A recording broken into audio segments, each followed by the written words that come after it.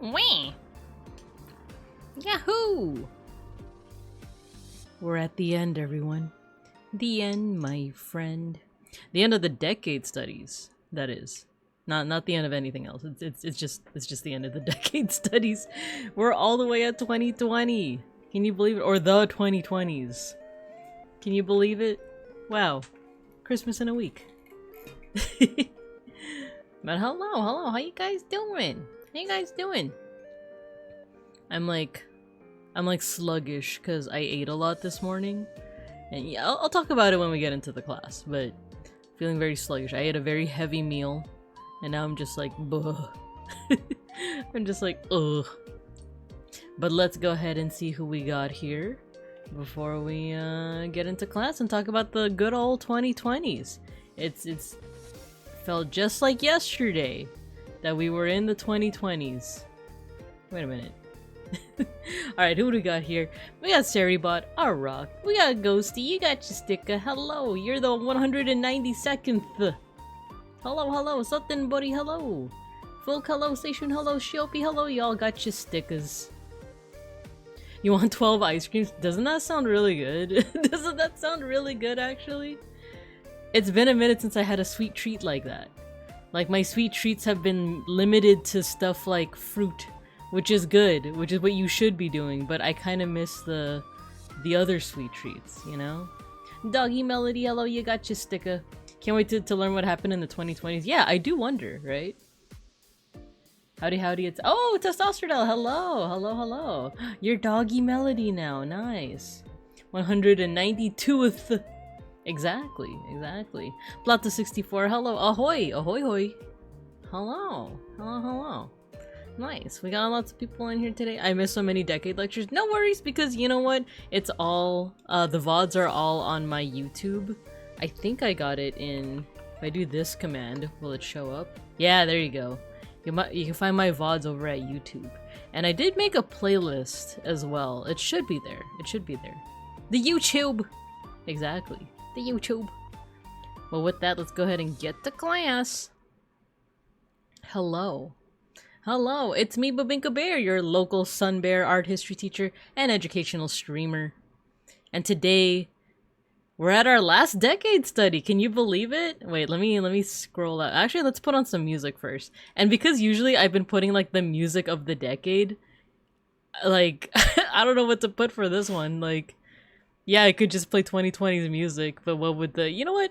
I'm just gonna put on my own daily mix. I feel like— no, wait, I'm looking at my daily mix and it has Genie in a Bottle by Christina Aguilera. That's not 2020. That's not 2020's. And TikTok by Kesha. So you know what? Let's just go to Chapel Rowan. I feel like Chapel Rowan is kind of the go-to. And then maybe some Bruno Mars, right? You're gonna lurk tonight? No worries, Ghosty. Have fun. All K-pop, baby. Ooh, we could do that. Hot to go. We could. Let's do Hot to Go.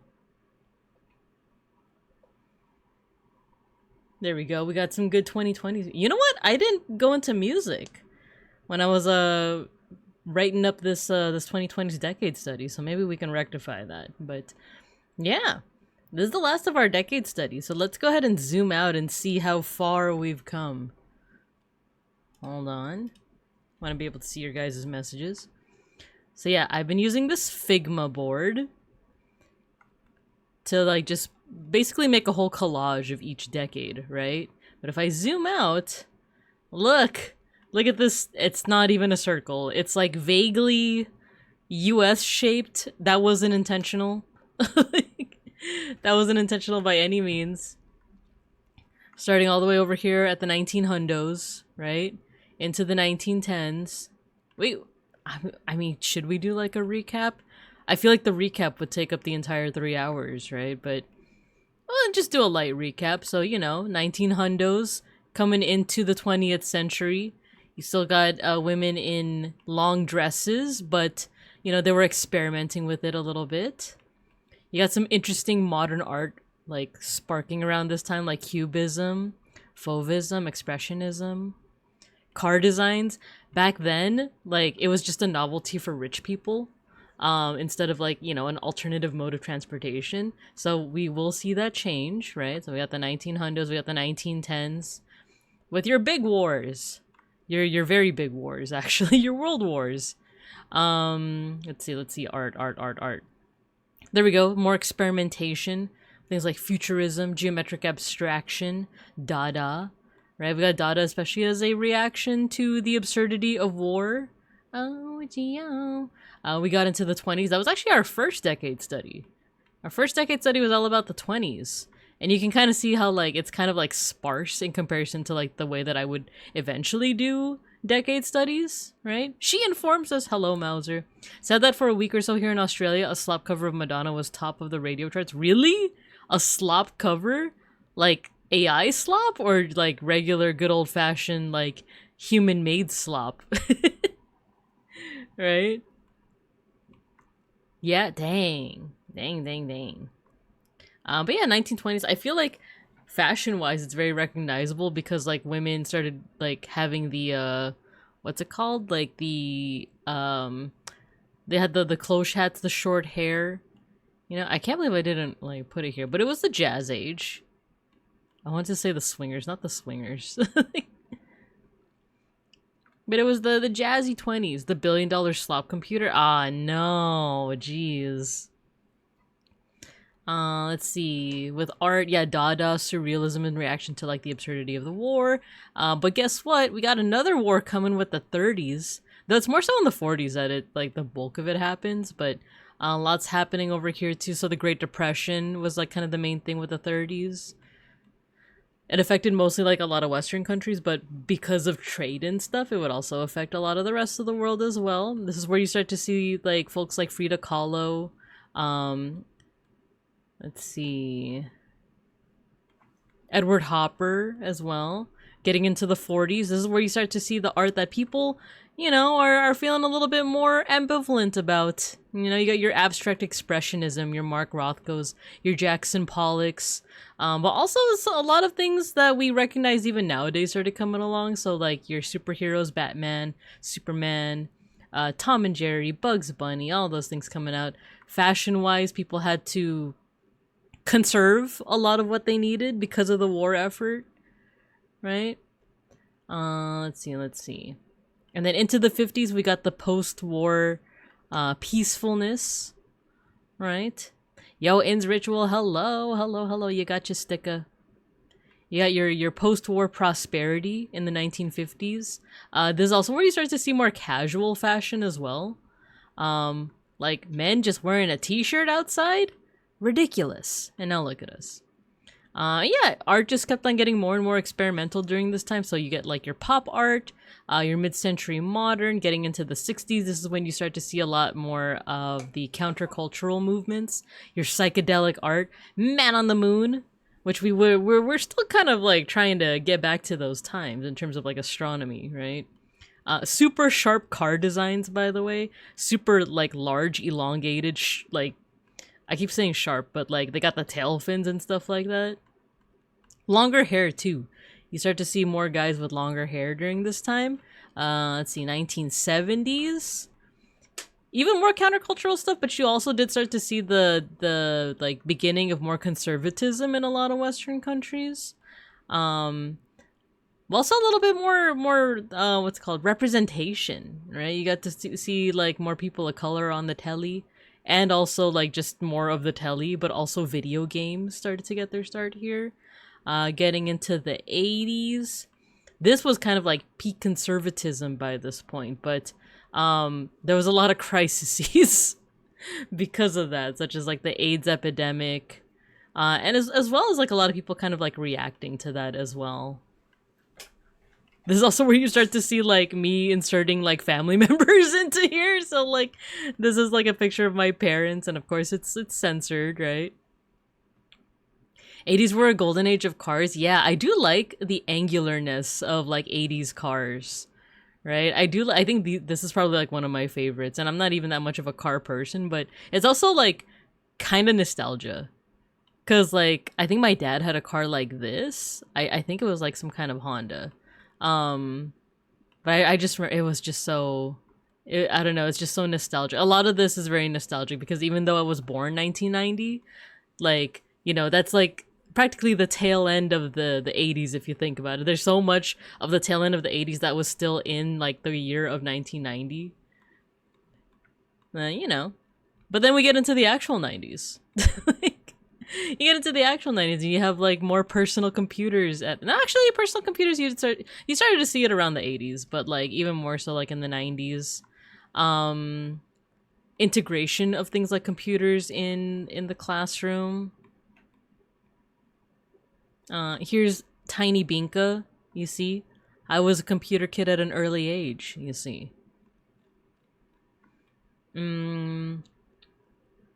Fashion-wise, lots of grunge. I didn't even go into the fashion of the 80s, but that one, like, if you think of, like, athleisure, that's a term that we're going to be seeing when we talk about the 2020s today. Athleisure, as in, like, athletic, but also leisurely. Like, it started in the 80s. Do I have any pictures? Also hip-hop culture, like hip-hop fashion, too, becoming a little bit more mainstream. Here we go, right? Your aerobic fitness outfits. And then let's see, getting into the 2000s. The 90s was really nice, and then the 2000s, we were really hopeful going into it, right? A lot of like Y2K stuff. Well, okay, Y2K wasn't hopeful, but we were hopeful going into the new decade, the new millennium, right? And then 9/11 happened and kind of changed everything. So, yeah, the war on terror, a lot of that stuff was happening. Of course, I have a lot of bias because this is when I grew up. So the pop culture section is freaking humongous because it's like, I gotta include Usher and Soulja Boy and Eminem and Britney and Kanye before he was like really weird, and MCR and System of a Down and Linkin Park. You gotta include all of that stuff. Aesthetics wise, we're seeing a lot of these aesthetics because they're making a resurgence. Like the 20 to 30 year nostalgia cycle is bringing a lot of these things back. So your Frutiger Arrow, you know, aesthetics, the fashion, the McBling fashion. You know, all of this is coming back because of the nostalgia cycle. Let's see, 2010s. Yeah, here we go, 2010s. This was just the previous decade. So there's a little bit more, this one's a little bit more hopecore. It's a little teensy bit more hopecore, you know? Yeah, there was a recession in 2008, but that was in 2008. This is the 2010s, you know? We got Obama. You know, thanks, Obama. We got more, people got more, like, you know, quote unquote woke, as in, like, just more inclusive, more thoughtful of other people's experiences. Banger pop culture stuff, Breaking Bad. Me and Beans are actually rewatching this right now. Let's see, fashion-wise. Oh, there's, like, a lot of self-inserting here. Where is it? Oh, here. No, actually, this is 2000s. This is, like, me in high school. But 2020s fashion, here we go. I was in my 20s. So a little bit of self-inserting. Party through the recession and also 2012. Yeah, the Maya apocalypse that was never an apocalypse. It's actually the end of a Baktun in the Maya calendar. Let me catch up on chat. Y2K proved to me that there was nothing to be hopeful about. People were freaking out without understanding what they were freaking out about. I tried to explain, I got called names, etc. My hope for humanity died there. Dang. A few years after 2001, it seemed like it would be okay. Then 2008 financial crisis. Exactly. Yeah, if I could, like, sum up the 2010s, it did... Once again, biased because I was in my 20s at this time, which is, like, peak party time, but the 2010s definitely did feel like party times, you know, like Party Rock Anthem and all of that. So all of that really quick abbreviated recap brings us to the 2020s. And as you can see, it's a little bit smaller compared to some of the other... Oh, no, what did I do? I think I accidentally clicked on a link. There we go. It's noticeably smaller because we're not done with the 2020s. If you compare, it's funny, I made all of the, like, decades into their own little, like, grouped sections. So this is the 1900s, the 1910s. The smallest one is probably, like... Actually, the 1920s are still pretty sizable, but... yeah, they all kind of, like, loop into each other because a lot of movements kind of like whether it's art movements or political movements or socioeconomic movements, they do kind of like bleed into each other throughout the decades. But yeah, like there's like these huge sections, huge. Oh, I keep on clicking on links. I think the biggest ones are probably the 90s and the 2000s. And then a little bit of 2010s. We're only 6 years in, exactly. We're over the hump. We're over like the middle of the decade, but there's still 4 more years left of the decade. So it's noticeably smaller, both because we're still in the middle of the decade, but also I did try to abbreviate it, just because so much happened. And plus, we're kind of living it. And lastly, when it comes to looking back at decades, you do kind of need the decade to be finished to really do like a retrospective on it, because we might be seeing certain trends in real time, but we don't know their trends until the end of it.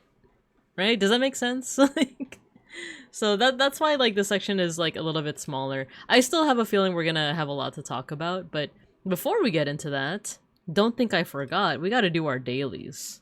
We got to do our daily little games. So we'll only do daily hue and anthropium in the beginning, and then at the very end we'll do time guesser, since we want to utilize everything that we've learned from our decade studies when doing time guesser.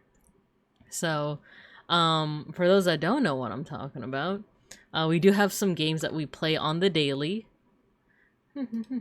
But my kink is watching you. A practical exam. Not yet. Not yet. So I was thinking of like, oh, what should I do at the end of the decade studies, right? And don't worry, nothing's gonna happen at the end of this decade study. But I am thinking like maybe we should have some kind of, and I think someone like recommended this too, like either some kind of like tournament or even just the for funsies, like test your knowledge, right, of everything that we've learned so far. But that won't be today. That won't be today. Also, I'm realizing during the ad break I should probably fix my parameters. My mouth isn't moving as much as I would like it to.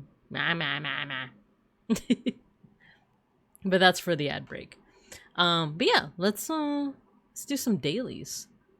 Hello, Ractoony. Hello, hello. Nice to see you as always. We're gonna be talking about the 2020s today, so we can get good at a game called Time Guesser. But we're not playing that till the end. But hello, gamer. Hello, hello. We're going to play a game right now. That's Daily Hue. So Daily Hue, you just have to figure out the central color of this artwork. So look, when I like swing the sliders back and forth, it changes the color in the painting. And the task is to find out, well, was this like a green tablecloth? Was it red? Oh, why isn't it changing? Did I break it? Okay, here we go. Was it purple? Was it teal? I'm kind of leaning towards teal. But it's not even just hue. It's also saturation, lightness and darkness, etc., etc. So if you guys want to try it out for yourselves, I'll put it in the chat. But alright, so unfortunately I can't zoom into the picture. I wish I could. I've tried, but I cannot.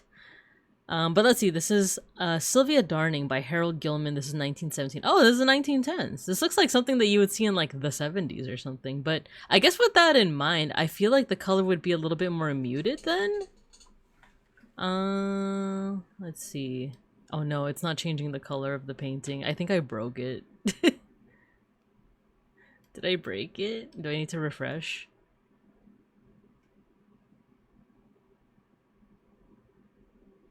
Oh no, it's not loading. Oh, here we go. Okay, let's see. I feel like the colors would be a little bit more muted then. Especially if we're assuming this is like stems or leaves of this like flower vase over here. Then yeah, maybe it's some kind of green. I feel like it would be a little bit more muted, so desaturated, and then lightness. Let's do something. Yeah, let's do like a deep green. Let's do like a dark, like forest green. Submit guess. Ooh, yikes. We're way off in terms of hue. So hue is red, meaning that we're kind of way off. Saturation and lightness are both like, you're kind of in the right direction, but you could go a little further. So let's go a little darker in that case. A little bit more saturated.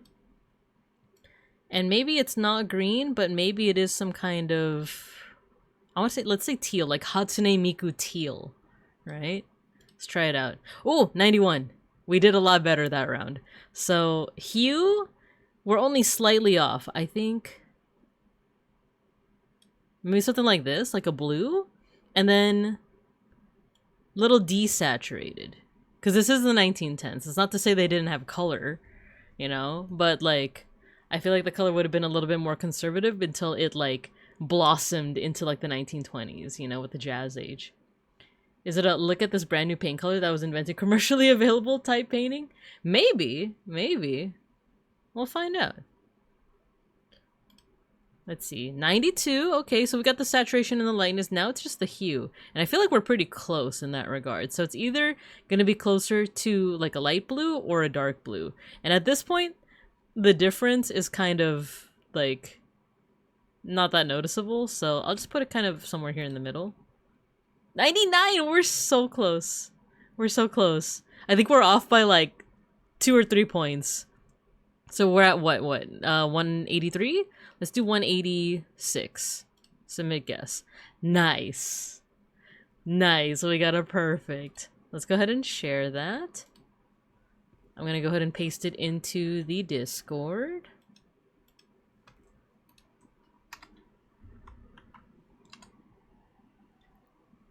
There we go. There we go. Let's see. Off by 6, 7 points. Yes. But we did it. And the reason why I like playing this game on stream is because as an art historian, one thing that we should look at is not just the color. It is a teal, by the way. It's a moderate teal. Shadowed, the color of verdigris on ancient bronze. I feel like I've heard that like phrase so many times from this website. It tells us a little bit more about the painting, but also it shows us other paintings that share this color. So let's start here first. So this painting is called Sylvia Darning, and the artist is Harold Gilman. I don't know too much about this guy, but the style reminds me a little bit of Impressionism. Maybe a little bit of or maybe even Fauvism. Because if we look back at our like art movements throughout the decades and we go to the 1910s, let's see what's popular during this time. I feel like it is so things like Expressionism, Cubism, Futurism, and geometric abstraction, which like you more so see in kind of like political spheres. But yeah, it seems like this is kind of, it's not quite as like expressionist as like these works. But it's kind of reminding me of like just Impressionism or stuff like this, like where they're kind of experimenting a little bit with color. Fauvism you would see a lot in the 1900s. This is what I'm thinking of, is like kind of this like Impressionism type beat, right? Yo, Mega Bronson, hello, hello. We are playing, or we just finished playing Daily Hue, and we're learning more about this painting over here. Sylvia Darning or Sylvia is Darning? It's just Sylvia Darning. Futurism, the only reason I'm familiar is because of Metallica's S&M 2. Yeah, so like it's Futurism's interesting because like aesthetically, I remember like seeing a lot of the futurist paintings and being like, wow, I love it. It's so dynamic, right? And then finding out like the context and like backstory of like what futurism is and being like, ugh, yikes. For those who don't know, basically, like, it's basically founded on, like, hardcore fascism. This is a nice spread of art history. Did you make it yourself? Yeah, it took us half a year, essentially, to make this. Yes, the might and power of industrialism and the machine. Exactly, exactly. But great question, Ractoony. Yes, so all this is, like, I would say made by me, but just, like, more so collaged by me. But it was a gradual process. So like way back in January, we did this decade study on the 1920s. And then every 2 weeks since then, we've done a decade study where we just like really went into like the current events of each decade, aesthetics that were really notable during that time, art movements, car design, fashion, all those things. Mostly because I just wanted to get good at this game called Time Guesser, where they show you a picture from like a random point in the 20th or 21st century and you have to guess when and where it's from. So I will say that this did help me a lot, especially with like, I feel like car design is really like important in terms of like differentiating between the different decades, fashion especially.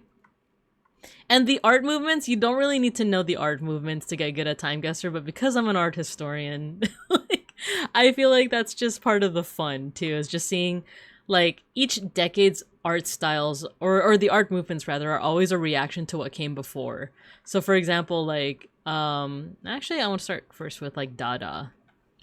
Dada was like this art movement of just like ridiculousness and absurdity, and it was a reaction to the absurdity of World War I or the Great War. But then other art movements would be like, no, we don't like that, we gotta go back to our roots, you know, we gotta. And then like regionalism became popular, and then people were reacting against that and being like, no, we need to get weirder. And then people saw that and they were like, no, I don't like that, I don't like that. So like each big art movement is always a reaction on the first. So it's just always interesting to see. It's very well made, excellent work. Makes art history way more fun. Thank you. Thank you, thank you. I think my art history classes would have been way more engaging with something like this. I think so, but I think the big problem is like being able to source images, and to be honest, I'm also doing kind of like a big what's it called? Like, I'm just kind of lightly touching on a lot of these topics, whereas like a lot of the art history classes have to go a little bit more in depth on explaining like the context behind everything. Like, you can't really go into Dada without going into World War I, right? So like all that kind of stuff. So yeah, as someone who's like been through so many like art history classes, there's definitely some that are hits and some that are misses. Like I still remember when I was in college, I took a class where it was Southeast Asian art, and it was the easiest class because there were no midterms, there were no finals, there were no like written exams. You just had to write a paper every like 2 weeks or so. And I always like wrote the paper the morning of, you know, like I really was not that engaged with the class. So it was the easiest, but not exactly the most engaging. Whereas the two classes where I got the lowest grades, which I still remember to this day, History of Gothic Art and History of Photography, those ones were the hardest, but I also feel like I learned the most out of them.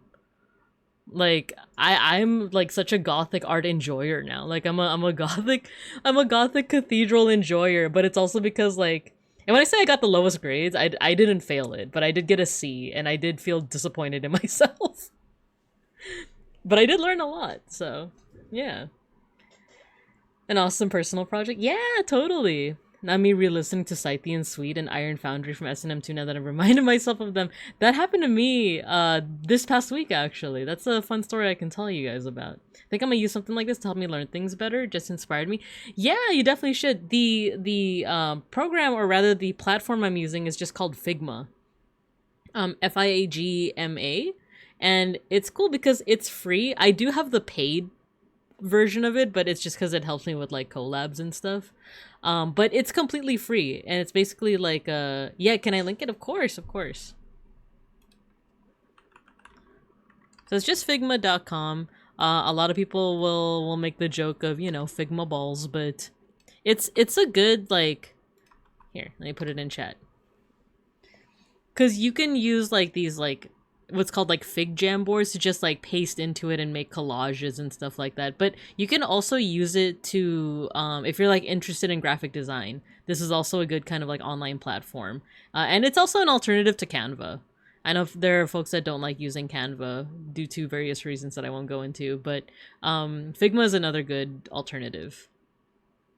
Use Figma desktop, it's pretty great. Nice.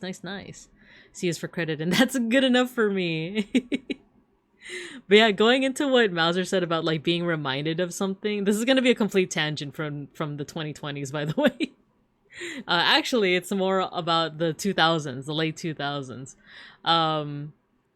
So I was reminded I don't remember why, but during work, me and my coworker were chatting, and we went to the same high school, but about 8 years apart, so we didn't know each other back then. But yeah, like we went to the same high school, and I was reminded of the fact that I did theater. I did theater during one of my last years. I think I was a senior or a junior, but I did a whole bunch of different performing arts. So one year I did orchestra, another year I did dance, and then another year I did theater, just because I kept on like getting intimidated by each and every one of them. Okay, I'll say this. I switched out of each performing art before it got too hard. Like I would get through the introductory course, and then once there was like an inkling of difficulty, I would switch out to another performing art. So that's why, like, you know, I came in like with orchestra, and then once it started to get hard, I was like, you know what, I'm gonna do dance. And then I did dance for like a year, and then once they got to the point where it's like, okay, now you have to choreograph your own dances, I'm like, I'm gonna switch to something else. So I switched to theater, and then once that started to get a little bit more intimidating, I was like, I guess I'm just gonna do theater tech. And that's when I graduated. So but all that to say, I did theater during one of my last years in high school, and back then, this was 2009, mind you, pop punk and emo music was kind of like at its height. You know, it might be getting some kind of resurgence nowadays, but that was the height of it back in the day. And at the end of the year, there was a project for senior students where you could direct your own play and or musical. And it wasn't me, but it was one of my friends who wanted to direct a pop punk musical that they didn't create. They didn't create it. They got it from another artist who was popular at the time called Forgive Durden. And the name of the musical was Razia's Shadow. So if you look up Razia's Shadow, in fact, we can play some music from Razia's Shadow. It's a rock musical, but like in my mind, it's like a pop punk musical because it has like the artist for Forgive Durden. It has a whole bunch of like popular artists from like I think Brendan Urie is in one of the songs. All right, well, we'll play a little bit of it. Here, I like this song.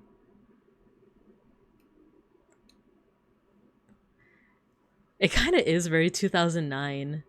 But yeah, I was a character in our high school's production of Razia's Shadow. I was a minor character, a super minor character, like, but I was also like a background dancer and like a background chorus member. And just like remembering it was just like, whoa, like flashbacks, like Ratatouille style flashbacks.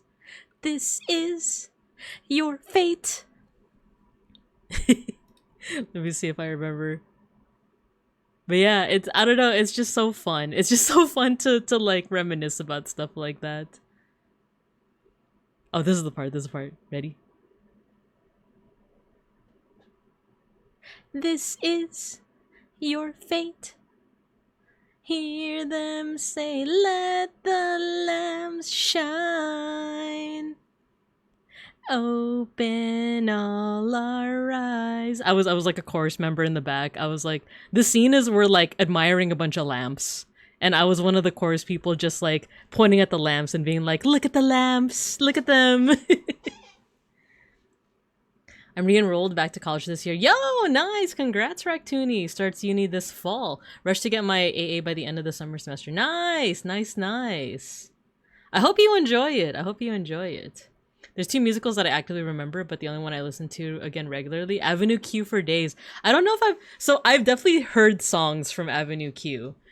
Wasn't there one that was like everyone's a little bit gay or something like that? Like, I forgot what it was, but like I've definitely heard songs from Avenue Q. But because I was in dance, you know how like sometimes teachers, when they don't feel like teaching, like if they're hungover and stuff, they'll just put a movie on. So whenever that happened to the dance teacher, he would put on a musical. So that's how I ended up watching Chicago for the first time, and Grease.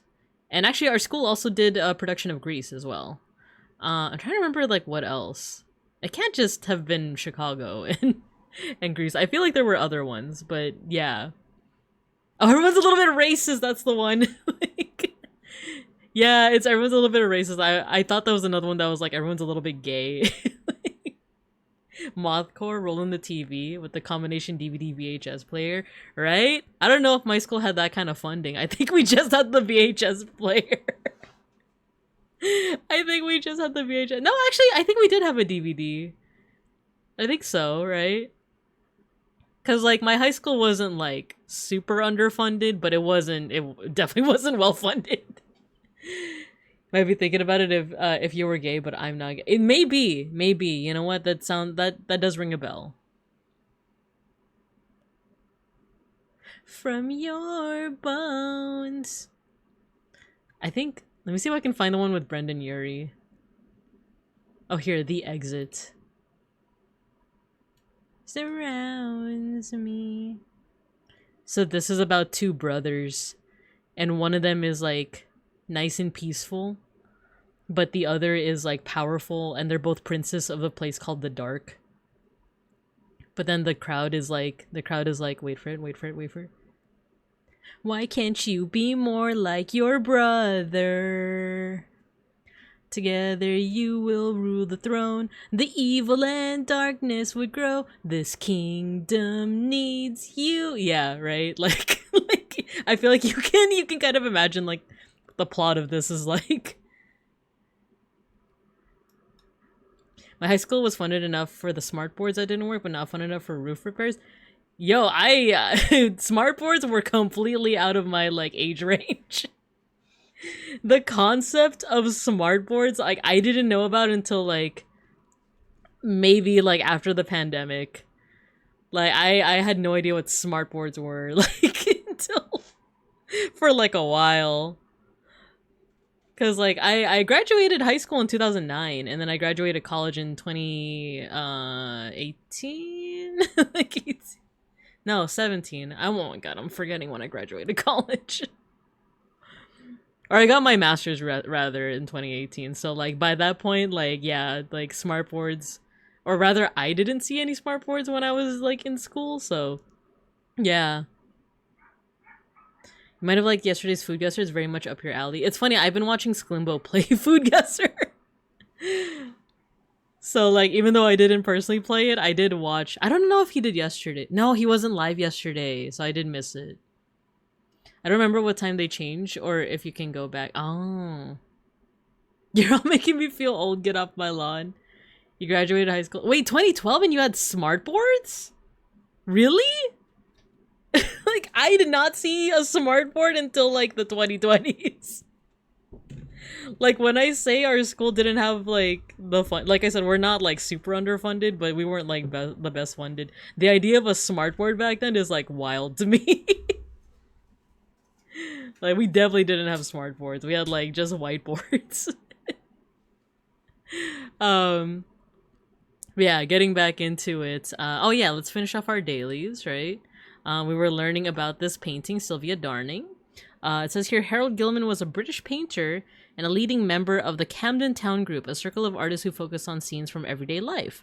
Rather than painting grand historical subjects, Gilman found inspiration in ordinary people and familiar interiors. Cool. I was the guinea pig, Jen, in my area, and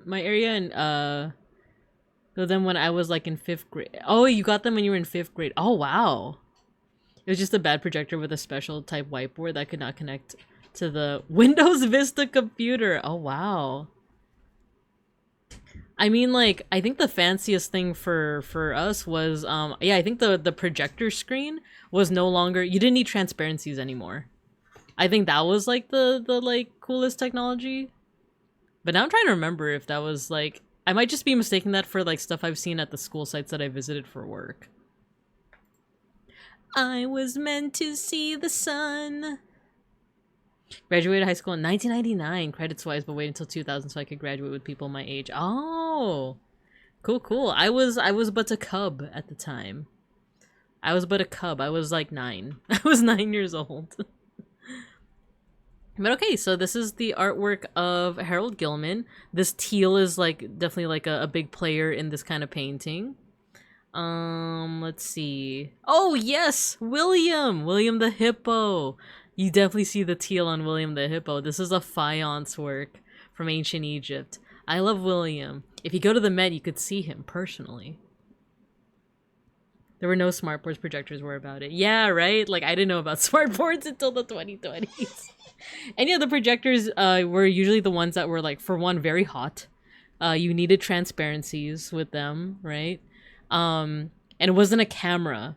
Like, it was really just, like, light reflecting off of different, like, mirrors and stuff and projected onto, like, a projector screen kind of like this. And it's funny, longtime Babinkums will know that I actually did have an old school projector. I think I deleted the asset. But But yeah, I did have like an old school projector in this OBS scene at one point. But then I think it blocked too much of my face, so I did away with it. And like I remember I just have like this core memory of like our teacher calling us up to like answer math problems on the projector. And in 5th grade, this is like core memory over here.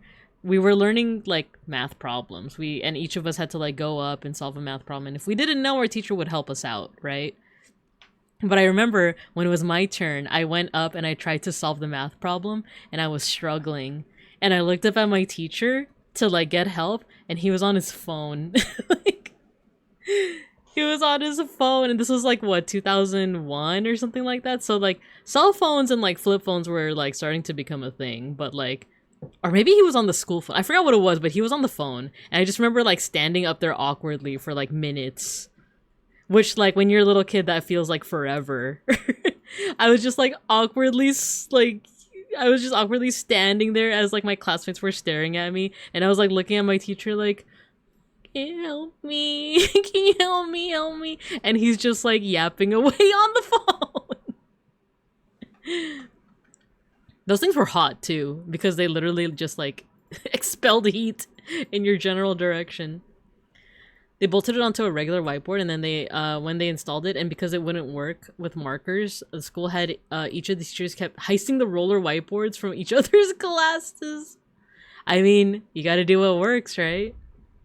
I still have teachers using the wheeled-in projector when I was in high school. We were still underfunded. Exactly. Still had the transparencies, but they projected them onto the smartboard. Ah. Yeah, light and magnifying lenses. I have a core memory of being next to that dang projector and it was roaring loud and all the hot air was going directly onto my face. Exactly, right? I was a sweaty mess.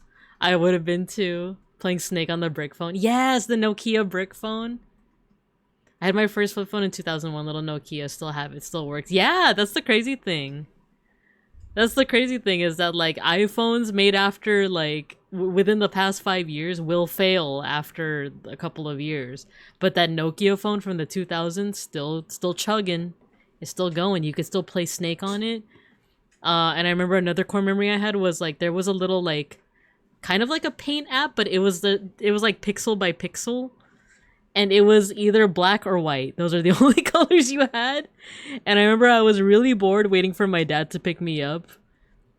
From like, I think I took the bus to like a wrong stop or something. And I made like the American flag.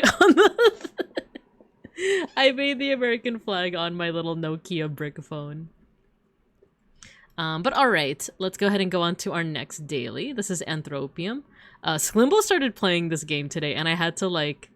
for one, I had a work meeting, but also I couldn't watch him play because I was like, no, spoilers, spoilers, spoilers. But it's time to guess some artifacts. I still have the System of a Down ringtone that I downloaded from the Virgin Mobile Store. That's so sick. Which song is it? Is it Chop Suey? Or is it, why do they always send the poor? Alright, I love Razia Shadow, but we gotta get back to the 2020s music.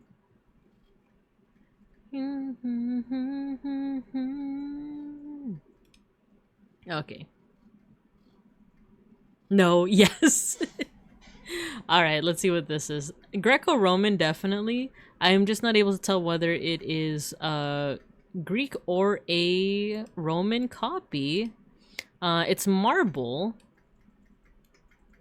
It's marble. I mean...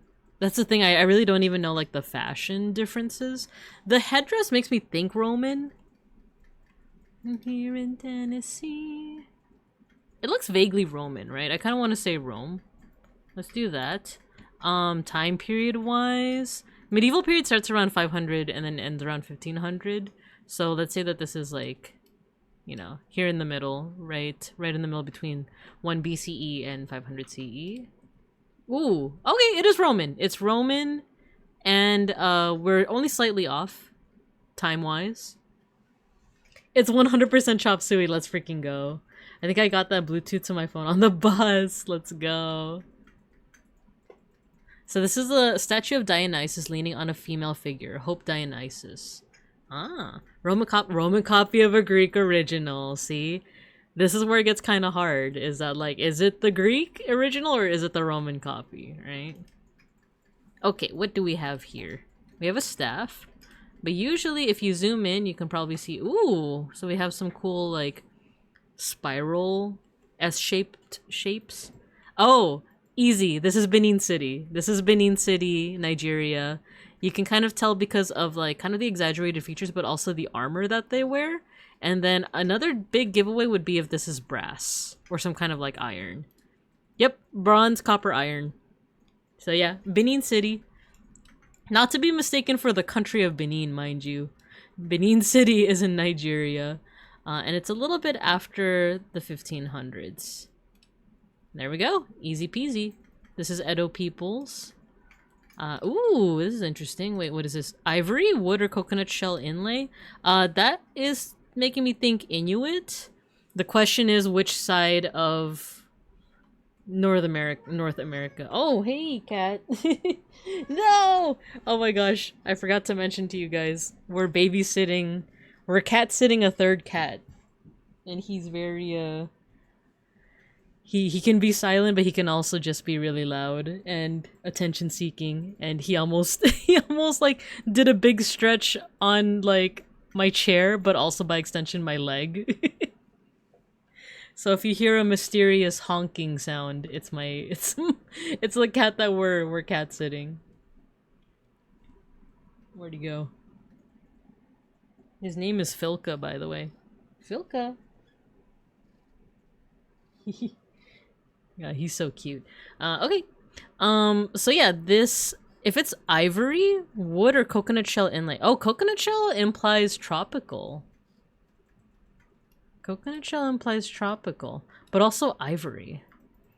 Where would you find ivory? So ivory, when it was Inuit, we were given walrus, or like it would say like walrus ivory, but because it doesn't say, it could be like elephant or hippo ivory, which would kind of like dial it down to maybe the Mediterranean ivory.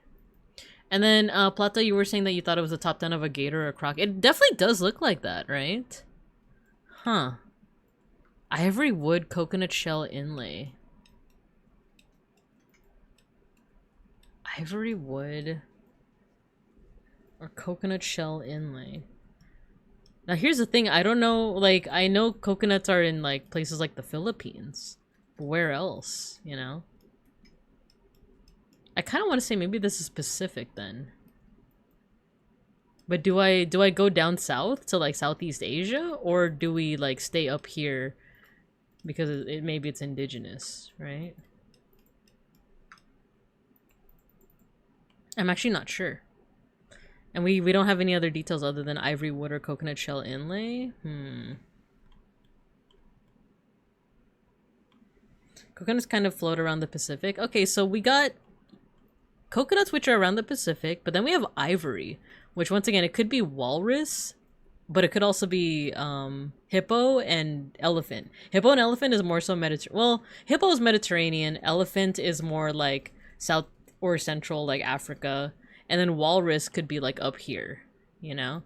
So with that, I kind of want to say maybe it's like here, this area, right? Maybe the coconuts made it there through like trade? You know what? Let's say Pacific Northwest.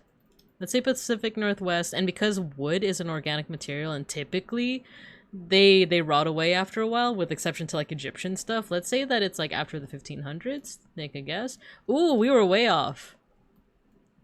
It was a crocodile head. This is Africa. Oh, this is right around Benin City. And it's Yoruba. Ah, okay. So this is Oru Fanran costume attachment, a crocodile head. So this is influenced by Benin royal art. Okay. Yoruba kingdom that came under Benin control in the 15th century and again in the 18th, located on the eastern edge of Yoruba land. Owo is almost equidistant from Benin and Ife. Oh, that's pretty cool. Yeah, Benin strikes again. Benin again. Oops, all Benin. Which would be cool. I would like to learn more about Benin art. But that's cool to know. Alright, alright. Wait, walrus ivory? I think now we're looking at... Yeah, this looks like it's either Inuit or, like, Pacific Northwest. Like, or Alaska.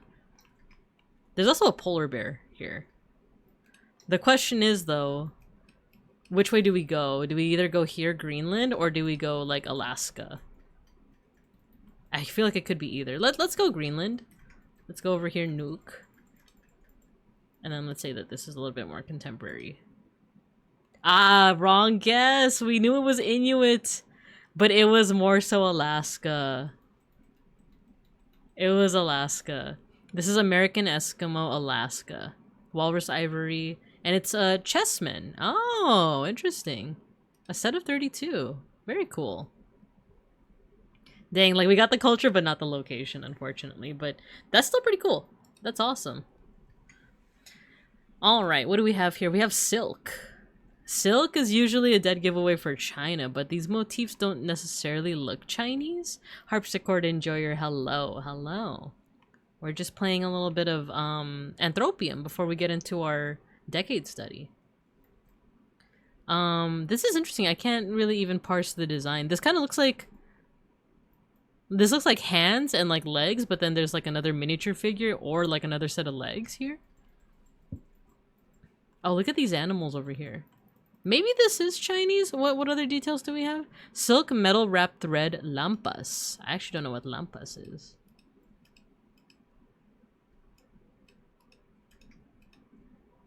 This is interesting. Silk does make me want to just say China, but you know what? These... I'm wondering if this is script or design. Right? Maybe this is Tibetan. Maybe this is Tibetan, where like they would have been trading with China. Yes, Silk Road era. I feel like that's kind of spot on. So that'd be like what, around like this area, like around Roman times. Submit guess. Oh no, it's Spain. Okay. And this is medieval Spain. So this is a textile fragment from the shrine of San Librada, Sicuenza Cathedral, Spain. First half of the 12th century.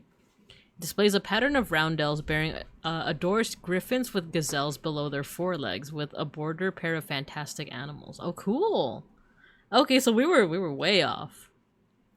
Both time-wise and location-wise, but that's okay. Oh, we've seen something like this before. This is ink and opaque watercolor on paper. Arabic writing? Yep, Arabic writing. That usually means that it's Mughal Empire, which is right here. The border between Pakistan and India. And a little bit after 1500s. Submit guess. Yep, we got it. The Hare, the Lion, and the Well. Folio from Kalila wa Dimna. Cool. Manuscript contains 78 paintings and many text folios telling the famous tales of the jackals Kalila and Dimna. Oh, cool. Ooh, Indian animal fables. Oh, I'm into that. Alright, let's see, round 7. Ooh, is this a stupa? Maybe like a Buddhist stupa? It's made out of wood? Ooh, I'm not getting a lot of details out of this. Maybe Southeast Asian. This is Cyprus, Clayera Ocnacea, and ink on paper. Oh, I kind of have no idea. Like, this is reminding me of like a Buddhist stupa, which is like making me think Southeast Asia, but I really don't have anything else to go off of, so we might just try it out. We might just luck out with Bangkok, Thailand. Let's go to 1500s. Ancient dipping fountain, maybe, right? Ooh, oh, it's Japan. Oh, one of the 1 million pagodas, Hyakumanto. Japanese cypress, hinoki, clara, ochania, sakaki, and ink on paper. A miniature wooden pagoda, to, is one of the 1 million hyakuman commissioned by the Empress Shotoku and distributed to Japan's 10 major temples. Oh, interesting. And it's older too. We're not doing so well for today's today's Anthropium, but it's alright. Oh, this is Durga. This is from Hinduism. This is the goddess Durga on her tiger, and she's battling a demon, I want to say. I don't remember if it was like a bull demon or something. So that's Indian, that's Hindu. Ooh, and even the text does... Well, that's the thing. I can't really tell apart some of the different Hindu texts. Or rather, like, South Asian texts, whether it's... Because maybe... I did say India, but what if this is Nepal? I might want to try Nepal, actually. And then ink on an opaque watercolor on paper does hint at this. Some guess. Oh, barely, like, kinda barely missed it. But that's okay. We do have an ad break coming up, by the way. And I think I'm gonna take that time to fix my parameters on my mouth movements. But let's just see the next one. Oh, that's America's. That's 100% America's. Ceramic pigment. I just don't know if it's Peruvian or maybe Aztec? Actually, maybe Maya. But you know what? I'm gonna go ahead and put you guys over in the cup corner for the ad break. Just so you guys don't miss anything during the ad break. And I'll see you guys in about 3 or so minutes. Actually, I'm gonna hide my model too because I'm gonna be fixing my parameters. Oh wait, it's this one. There we go. I'm gone! Goodbye. Alright, see you guys in a little bit.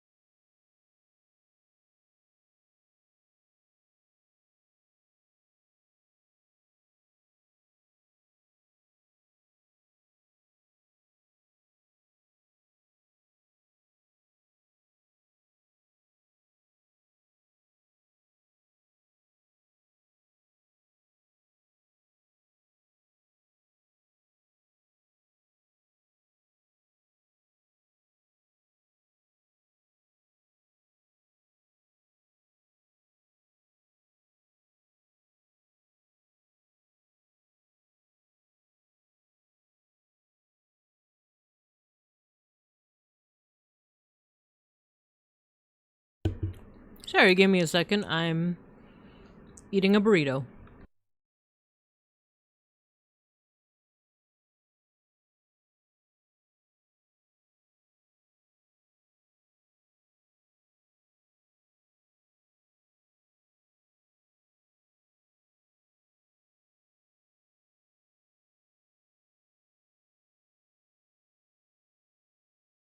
Okay, we're back. And I think I fixed my parameters. Burrito, what's it got in it? I think it's potatoes. It's a breakfast burrito. Actually, Beans got it from like one of his favorite vegan places. So I think it's a breakfast. Yeah, it's got like potatoes, some vegan. I want to say asada, and I don't know if there's fake egg in it, but it's good. It's good. But also, hello, Luminous Bard. Hello, Mr. Cool. Hello, hello. Big fan. Big fan. Decade Studies, Hell World. Kinda, sorta, yeah. The 2020s is kinda hell. Burrito time, burrito. I played Food Guesser solo for the first time today and got 14,573. I'm so surprised. Yo, good job! Good job. We can play, well, I was gonna say we can play a little bit of Food Guesser, but I did watch Sklimbo play, so I kind of already spoiled myself. I think I remember what countries they were too, because he got a perfect. He got a perfect. So, let's go ahead and get back to class, shall we? Actually, let me recalibrate. Let me do that. There's also the quick match instead of dailies. Oh yeah, or quick play. Yeah, we could do that as well. But yeah, so we left off on this figure over here. I think this might be Maya. I don't know. I need to like look a little bit more. This is definitely Americas though. This definitely looks like something from either Mesoamerica or even South America, Peru. But the outfit does remind me of Maya. This even looks like a glyph, you know? I am familiar with, like, Maya glyphs. I kind of want to say Maya. It could be Aztec, it could be Peruvian, I'm not entirely sure, but we're just gonna go ahead and guess. Classic Maya, which, when was Classic Maya? I want to say it's between 500 and 1,000? Let's say 1,000. Take a guess. Ooh! It is more, it's Aztec, I think. No, wait, what is this? Remojadas. Ceramic pigment from Mexico, Mesoamerica, remojadas, 6th to 9th century. We got pretty close geography and time-wise. Not too bad, not too bad. Hearing this song outside of the car is like seeing your teacher outside of school as a kid. My partner put this on the car playlist and it's the only place I hear it. Yeah, I was like, okay, we usually play the music of the decade whenever we do a decade study. But like, I was gonna play my own daily mix on Spotify, but it's like, actually I got some like 90s and 2000s mixed into there, so I was like, let's just do Chapel Rowan. I'm sure if I just put 2020s, here, 2020s top hits, all out 2020s, it's gonna give me a playlist. I'm just not gonna know all the songs, of course, as much as I did with like 2010s, 2000s, and 90s, but it's something. Like, I don't really listen to Olivia Rodrigo that much, but you know, if it's a show of the time, why not? Get some Jelly Roll on to really set the mood. There you go, right? Man, let me see, Jelly Roll. Oh, it's an artist. I thought it was a song. We'll play the playlist for now, and then we'll see about. Tell me more about Jelly Roll. This is Egyptian. This is very decidedly Egyptian. This is wood. Once again, this is one of the few like areas where you can see organic material like wood be preserved for over 1,000 years. Because typically it rots away, but because Egypt is located in the desert, or historical Egypt rather. Then you do still see wood and paint. The only thing is, Egypt has a very long history, right? Spanning from all the way like here 3000 BCE to like essentially like the beginning of like the CE period once it gets absorbed into like Greco-Roman society. So we have all of this to pick from. See if there's anything that I can see from. I'm honestly not sure. We'll just guess new-ish. I want to say New Kingdom is like around here. Submit guess. It was older. It was Old Kingdom. Dang. Dang. Statue of Kai Punesut. Don't do that. Don't play Jelly Roll. I'm so curious now. The Egyptian history blows my mind. I can't even comprehend that breadth of time, right? I love Egyptian history so much. I'm trying to like just get good at knowing when each of the kingdoms were. Like Old Kingdom, intermediary kingdoms and stuff like that. I'm starting to like research a little bit into like pre-dynastic art just because I think it's really cool. Can I show you guys one of my favorite Egyptian artworks that I thought was Mesoamerican but wasn't? Let me see if I can find it. Egyptian ceramic bowl. Ceramic bowl with feet. Here! Look! Look!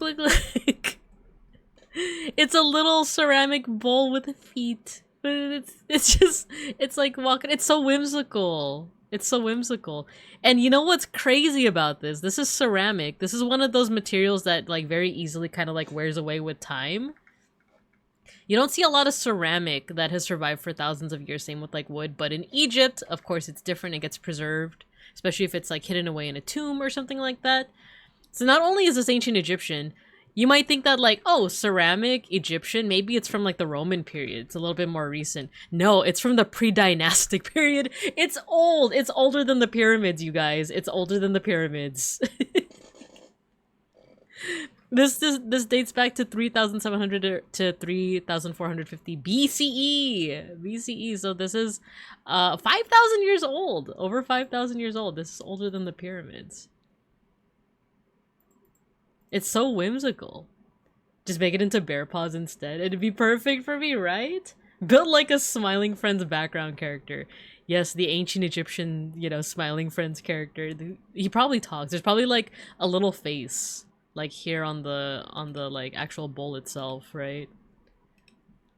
Yeah, it's one of my favorite objects. The bowl with human feet. All right, what's our final score? We placed in the top 30%. Not too bad. Not too bad. Go ahead and paste that into daily games. There we go. I think the one that we got the most wrong. Let's see. Is this one? Oh, the textile fragment. Yeah, we thought this one was Tibetan Silk Road, but it was medieval Spanish. But that's okay. We'll do better next time. But alright, the last thing that we're going to do is time guesser, but we're not going to do that now. We're actually going to do that after the decade study. So without further ado, let's go ahead and get into it. Let's go ahead and start talking about the 2020s. They felt like so long ago, right? Am I right? Well, actually, I was saying that like tongue-in-cheekily, but doesn't the pandemic feel like kind of weird? Like, I know that the pandemic definitely like kind of effed around with everyone's sense of time. Because it does feel weird to say that it was so long ago, and yet it still kind of feels recent in a way. 2020 feels longer away than 2015, for real, right? I think especially because of the 20-year nostalgia cycle. And I always thought it was 30 years, but I guess 20 also makes sense. But the 20-year nostalgia cycle makes it so that like Y2K stuff is back in fashion. I feel like that's also why it feels like a little bit closer. Like 2015 feels a little bit closer, right? But alright, let's go ahead and take a look-see. So let's start first with current events. As you can see, there's not a lot here. I tried to just kind of like sum up a lot of like the general things here. Then we'll go into pop culture. We'll explore a little bit of art movements and aesthetics, followed by fashion and cars, and that's it. There's not too much to go over for this one. So let's get right into it. So, as I've mentioned before, one thing that kind of helps me ground myself in like what time period we're looking at. This was a lot more useful for when we were like in the 1950s and 60s, but knowing who the presidents were at the time. And we know very clearly that the main presidents for the decades thus far have been Joe Biden and Donald Trump. The cars are gonna ruin me. I had a lot of assumptions about the cars that I ended up being wrong on. I think I thought that every time I saw cars on the freeway, it turns out I was seeing a lot of 2010s cars rather than like I am seeing some 2020s cars too, but it's a little different. Well, we'll get to it. We'll get to it. The big thing, you know how like when we talked about the 1910s, the big thing was kind of World War I. 1920s, the big thing was like the Jazz Age. 1930s, the big thing was the Great Depression. And 1940s, the big thing was World War II. Well, there's another big thing. And the thing kicking off the decade was the COVID-19 pandemic. So hard to miss this one, especially considering that, like, unless you are literally like a child, like, unless you are less than 6 years old, you probably remember this, right? So the virus was reported to have started in Wuhan, China, though I have heard theories that it didn't start there, but we're not gonna get into that. But this, like, very rapidly spread all over the world, leading to a bunch of lockdowns everywhere. Everything was locked down. People could there was like widespread stay-at-home orders for a while, and different countries kind of like had different timelines as to like when they came back out of that. But around like 2021 is when like a lot of like culture, or not cultures, a lot of like countries started to kind of like ease up on those things, while still encouraging masking up and stuff like that. So all of this is going to influence a lot of things, from art to fashion to even just like general culture. So let's start first with like, explicitly, the lockdown did influence us in terms of like this increase in teleconferencing using Zoom, right? If you had work that you could just like teleconference into, you would do that. But we also had the folks that still had to go to work, that kind of put themselves at risk, as well as your first responders. But a lot of people also like worked from home, basically, and it did kind of set this precedent of like, oh well, we could have actually been working from home this entire time, so why are we going to a different building in order to do that, right? But this would also lead to stuff like online learning via Zoom. I think a lot of schools, at least in my experience, they've kind of dropped off on that entirely, unless you are like part of like a smaller like homeschool or something like that. I only know this because like during 2020, like I was still working at the job that I have now, but in a part-time capacity. And yeah, like we were doing a whole bunch of like Zoom classes and stuff like that. And around like the 2021, we started going back to in-person classes and stuff like that. And up until now, a lot of we still offer virtual workshops to people that ask for it, but not a lot of people ask for it. We've even offered it to schools that like we can't visit anymore for any reason. Sometimes we'll be like, oh, it turns out we can't visit your school, but we have virtual, and the school will decline. They'll be like, nah, we'll just try again next year. So yeah, I think a lot of schools, at least in my experience, it could be different in different parts of the world in different like capacities, but a lot of schools are kind of like tired of online learning. Though I am talking about like elementary to middle school. I'm not sure how it is high school and especially college, because I think there's still a lot of college classes that are offered online instead. Dog, they're literally taking away our work from home now. I cannot believe the turnaround. Dude, that sucks. Like anytime like they take away the work from home, it's like, why though? Like, wouldn't you save more money? Like without that? The tweet of how am I an essential worker, and it's the guy in the fast food mascot outfit. Yes. That's the phrase I was trying to remember too. Yeah, essential worker. So yeah, another big thing that came out of this was e-commerce. Things like cryptocurrency. Oh my god, do you remember what's it called? Not crypto. What was it called again? The fungible tokens, the NFTs. Right? That had its limelight for a little bit, and now I can't even remember the terminology. Yeah, the NFTs. Remember those? Crazy how like in the moment people were like, this is gonna be the next big thing. This is gonna be the like biggest evolution of like commerce. Right? And now it's just a burning memory. Now it's just a thing that we laugh at. Kind of similar to like Labubus, and even though I do like the original art of Labubus, I am like a defender of Kasing Lung, the original artist. Yeah, the like whole capitalism and like the trendiness of freaking Labubus. It's non-existent now, right? Like I think people still collect them, but the passion for it isn't as much there as it was, right? So NFTs, Labubus, I think the next big thing is what? Like this weird dumpling gotcha thing? I don't even know anything about that, but yeah. Another thing coming out of this, once again, is food delivery services, and this idea of just like contactless pay, contactless like food delivery, all these things to basically, at the moment, like during the pandemic, it was for the reasoning of like not spreading COVID, of not like, not transmitting diseases to one another. But arguably, I do think that this also just led to more of a, in many ways, kind of like antisocial culture, right? Of like, oh, I don't have to look at the person that's like delivering my food. I don't have to interact with the person that's like driving my Uber. Cool, you know?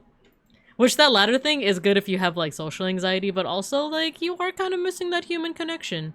I'm speaking from experience. I do kind of prefer when I don't have to talk to the Uber driver, but a part of me does kind of miss the earlier days of Uber where like I would have these really awesome conversations with people, you know? I'm just glad Pop Mart stores are a bigger thing now. I just love going to the Pop Mart even if it's all plastic. I think it is very like stylish, you know? I have been tempted a couple times to go into the Pop Mart store. Let's see what else is coming out of this. So yeah, rise of populist and anti-establishment movements.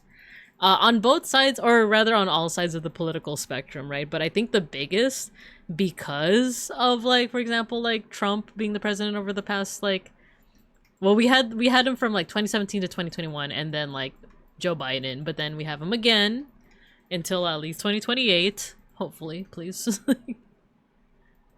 When do we get to the horse dewormer? Oh my gosh, yeah. This is a phone-free restaurant. We want you to actually talk and interact. Anyway, here's a QR code to access the menu. Oh my gosh. Yeah, because that's one of those things that's like both sides of the spectrum are kind of like annoying in that way. Like the restaurants that are like, no, we don't have Wi-Fi. Talk to each other. Act like it's 1995. Like that already kind of elicits an eye roll from me. But then the whole like also, oh, we don't have any menus. Like use the QR code is also like, cringe, bro, cringe. But yeah, in terms of like populist and anti-establishment movements, you did see it like on either side of the spectrum, but like I think it was a lot more apparent when it came from for example, like the ones that are under the Trump regime. So the January 6th US Capitol attack, which was wild, but also the mass incarcerations and deportation under the Trump regime, including the ones done by ICE, essentially. So, and it's interesting because like this is, once again, I'm kind of talking from my own experience of like what I'm seeing. And even though like COVID-19, that was kind of like the big like, oh yeah, everyone stay at home so you don't transmit this disease. ICE is kind of the second coming of that because like a lot of families are scared to go outside under threat of like incarceration or deportation. So like no matter what, you are seeing kind of like less people going out and about and experiencing their community because of threats like that, you know? Are restaurants that do the talk like 1995 actually real? I've never seen one. I haven't. Whenever I go to, but then again, the thing is I live in Los Vincos, you know? Like, Los Vincos, I feel like a lot of restaurants are very accommodating to whatever it is you want. So, like, you're not gonna get a lot of business if you don't have Wi-Fi or, like, I see a lot of restaurants that, like, they do have the QR code, but they also still have a physical menu, right? Yeah, I just am so used to like Los Vincos restaurants just being like, we have all these options. Please don't get mad at us. Like, we have every, like, if you're pescatarian, vegetarian, fruitarian, you know, insectivore, whatever, vegan, whatever, like we have options for you. Oh, you want the QR code or the physical menu? Do you want outside or inside? Do you want this or that? Please don't be mad at us. Please stop yelling at us. Yeah, there's a few around, but they don't last long, right? Like, whenever I encounter a restaurant that doesn't have Wi-Fi, they're usually more apologetic about it rather than, like, you know, this tongue-in-cheek, like, you gotta talk like it's 1995, you know?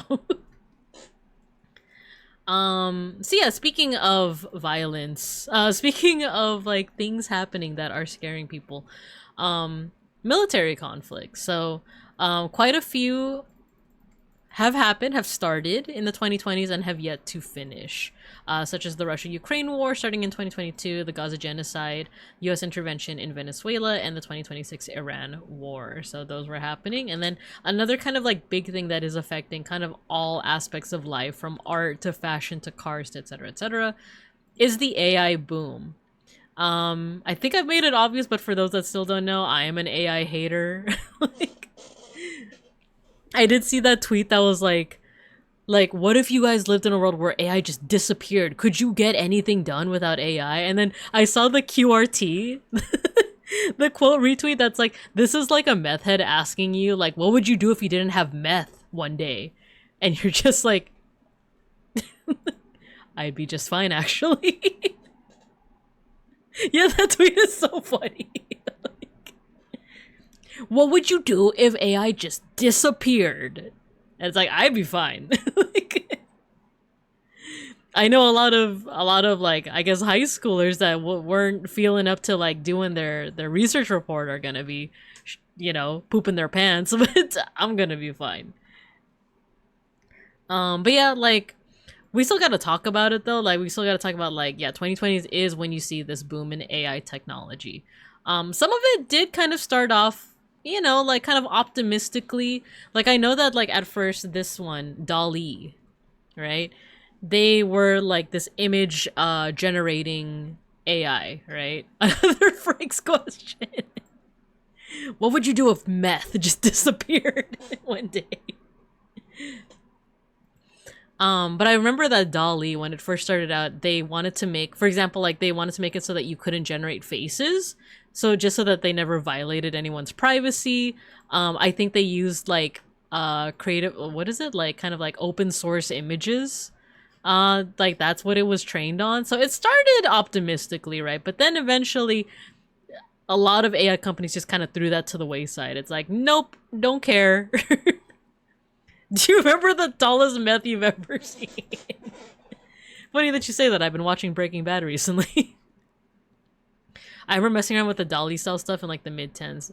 Oh yeah, I think I found out more about it like during the pandemic.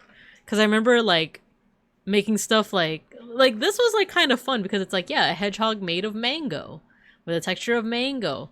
I think one thing that I did was I'm trying to remember. Oh no, we're dropping frames. Back before Will Smith eating pasta. It seems like we're dropping frames, but I still am getting like 2,000 kilo, whatever the the unit is.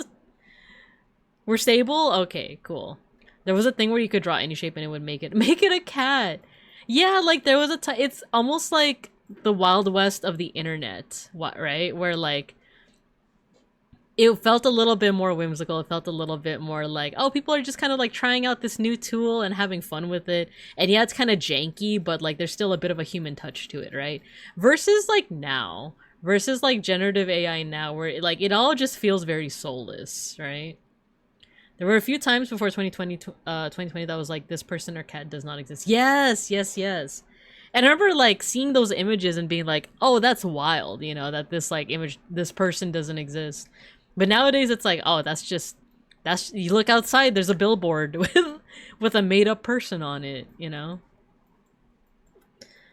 But yeah, so you did kind of start with like a little bit of optimism with AI, but then it would continue on with things like Sora, chatbots like ChatGPT, Gemini, etc., etc. So, yeah, this was kind of just like all of these are kind of like big things. I'm realizing I didn't like zoom in on any of these pictures, by the way, but we do have the January 6th event over here. We do have people masking up because of COVID. Here's like the actual COVID rendering. Zoom. This isn't like a personal picture, by the way. I just grabbed this from like Wikipedia. So yeah, don't worry about it like doxing. I'll get to this very shortly. I'll get into technology as well, but yeah, like all those things. Yeah, I'm kind of glad that Sora isn't a thing anymore. I went to get a food today, and there was one that 100% AI menu. I turned around and walked the other direction so fast. For any of the people that went to Offkai, do you guys remember the stinky noodle truck? I'm pretty sure that was like AI generated art. Like, I'm pretty sure, but it was just funny that it like bright neon letters, it just said stinky noodle on it. But yeah, last thing that I put here in terms of current events, this happened just very recently, but the Artemis mission. So after 50 years of no missions to the moon, we have officially NASA has officially restarted the missions to the moon with the Artemis missions. Not Stinky Noodle. I'm a man, I'm not a cat. Zoom filter thing went viral. Yes, yes. But yeah, this is the crew from the Artemis 2 mission that, like, a lot of it was live streamed. And this was kind of the first time that you like heard about a mission. Like, you would hear about the Apollo missions back in the 70s kind of like live, especially if you were tuning into it on the TV. But this one, like, you had like a live feed to the astronauts, and like you could hear them like talking about, you know, their sun cycle instead of their day, you know, and all that. It was really cool. That was 1000% an AI rap on that thing. Artemis was like a brief blip of hope in humanity for like a week. It really was. It was like a nice. It was like we were getting so close to the energy of like summer of 2016 when Pokemon Go came out, you know. And Krusty Muskrat polluted the moon the other day by crashing a rocket on it, dude. Like, Jesus. That in New York as a city. Yes, dude, I'm so jealous. I'm so jealous. I wish to be in Mamdanistan. I wish to be a part of that. But also, Los Bincos is home. You know how it is. Go Dodgers. Anyway. But yeah, the Artemis missions were like the official restart to like these missions to the moon. Next year will be Artemis 3, which is kind of the, if I'm recalling correctly, is the dress rehearsal for actually landing on the moon. The crew will not actually land on the moon, but they will basically do everything short of landing on the moon as kind of, yeah, like a dress rehearsal, right? We will never have Pokemon Go Summer again. I know, right? That's my mayor from an Australian. Same though, same. Yeah, so Artemis 2 was to kind of just like get back into the groove of like of going around the moon, and this is the crew that went the farthest out from the Earth that any human has ever gone. Artemis 3 is going to be about like, yeah, it's basically a dress rehearsal for getting onto the moon itself, so they're going to do everything short of actually doing it. And then Artemis 4 is actually going to be the moon landing mission. It's crazy that he was elected mayor of Earth. Isn't that crazy? Isn't that cool? And then I believe Artemis 5, which is going to be happening in 2028, like late 2028, is going to be all about starting the steps to building a base on the moon, which is really cool to think about. Truly wild. But yeah, that's all I have so far for current events, and more to come in 2027 through 2029, and the latter half of 2026 as well. But yeah, so much happened, right? And we're only halfway through. Whoa! Binka on a bear. Alright, let's go ahead and go on over to technology. Artemis 5, they're having a rave up in there. I'm hoping, but not really. You know the meme of like, moon's haunted. What? Moon's haunted. I just think of that meme a lot. Alright, let's talk about pop culture. So technology-wise, there was a lot of technological advances, but some of the big ones are AirPods. I do remember Beans telling me that, like, weren't AirPods, like, late 2010s? I'm actually not entirely sure, but I feel like it's kind of like with The Simpsons and Family Guy, where, wait, I think my frames are dropping again. No! You guys still hearing me? And the little guy just floating around. Yeah, the gravity detector, right? The official gravity detector. Alright, I think we're stabilizing again. I think we're stabilizing. Cool, cool. AirPods are like 2017. Ah, okay, okay. Bluetooth headphones were pretty early. Okay. Okay. I was gonna argue that it's kind of like, you know how like The Simpsons is like kind of known as like a 90s show, but technically the show itself, I'm not talking about the Tracy Ullman shorts, but the show itself came out December of 1989, right? So technically it's from the 80s, but if you really think about it, it became popular during the 90s. Same thing with Family Guy. Family Guy came out in 1999, I think September of 1999, but it's more well known as like a 2000s thing. Oh my gosh, it's edamame. I wish I knew the lyrics to this one. So that's kind of my argument for AirPods, is that like, yeah, they were developed in like 2010s, but I feel like they were more like well known in like the 2020s. But maybe that's just recency bias. Maybe it's because we're living in the 2020s and I use AirPods and it's like, nah, it's a 2020s thing, right? But maybe that's a bit of a reach. Whoa. But some other technologies that are popularized during this time. I think Waymo's also got started around the 2010s, but you definitely see them more, at least me living here in Los Vincos, you see them more during the 2020s. I'm not happy about it. Oh yeah, Bluetooth headphones. Yeah, those were a little bit earlier, but I guess like AirPods as like as a thing. Like, I want to say they were more popular in the 2020s, but this could just be me reaching, you know. But yeah, another consequence, not consequence, but like another thing that I had mentioned earlier was because of the pandemic, food delivery services. So yeah, people were also delivering food, but then we did also start seeing more of these little robots. I do actually remember seeing these like in the 2010s as well. Waymos scare me. So I've heard like mixed things about them. I have a friend who has ridden them before, and she said that it's pretty chill. The only thing is that like it's fully like they can't close the doors on their own. Like, so like people have to like close the doors for them. I've heard mixed things. Looked it up. AirPod was a thing. Mr. Cool was correct. Ah, okay. Pegs Cool. Hello. We're talking about the 2020s right now. What was I saying? Yeah, Waymos, I've heard mixed things, because like I've heard people say that it's like really good for people with social anxiety. Like I could imagine myself enjoying Waymos more than Ubers, but also I don't know, there is also like it just feels riskier because there isn't a live person behind the wheel. Like it definitely feels riskier, but I've heard people say that like, oh, it's better for blind people, it's better for, you know, like people with social anxiety and stuff like that. But I don't know, it just feels risky. But yeah, technology-wise, that was getting more popular. Social media, so a lot of the social media that we're already familiar with by this point, so like Instagram, Facebook, YouTube, that came about earlier, but the big thing that came out of the 2020s was TikTok. Which this was kind of like an offshoot from an earlier, oh my god, what was it called? It came from another app entirely, like music something. I do not trust the computer. The social anxiety of being stuck in one that's just stalled in the middle of a busy intersection and it causes a traffic jam. That too. But like I said, I'm hearing this from other people. This isn't me saying that like, oh, it's good for people with social anxiety.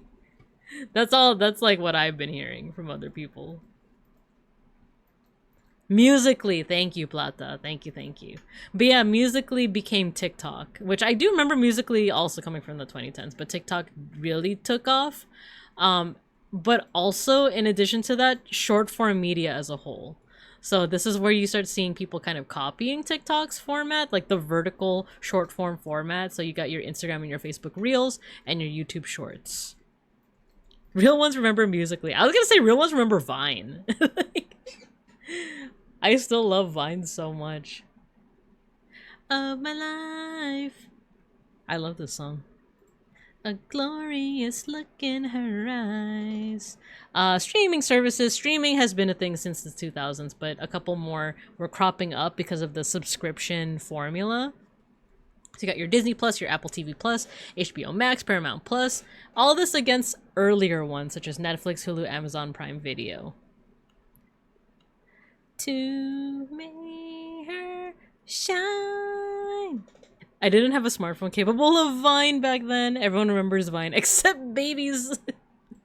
Well, the thing is, like, I never had Vine as an app, but I just watched a whole bunch of compilations on YouTube. I just watched a whole bunch of compilations on YouTube, and, like, that was my main way of, like, consuming Vines. Video games. We're just gonna go ahead and speed run through a lot of the rest of this. So, video games.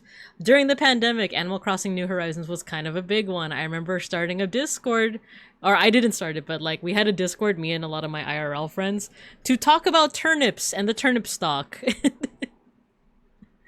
Among Us, and by extension, a lot of Friend Slop games also came about during this time.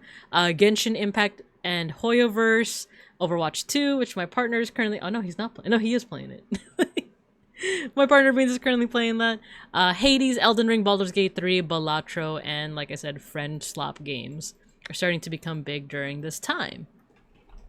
In terms of films, we have K-pop Demon Hunters, Barbenheimer. I did combine those two because that was just a cool thing that happened of like, oh, these two completely opposite movies are premiering on the same day. Let's make it a thing, you know? The Animal Crossing Doom crossover, yes, that was the original Barbenheimer, if you really think about it. Rip and tear.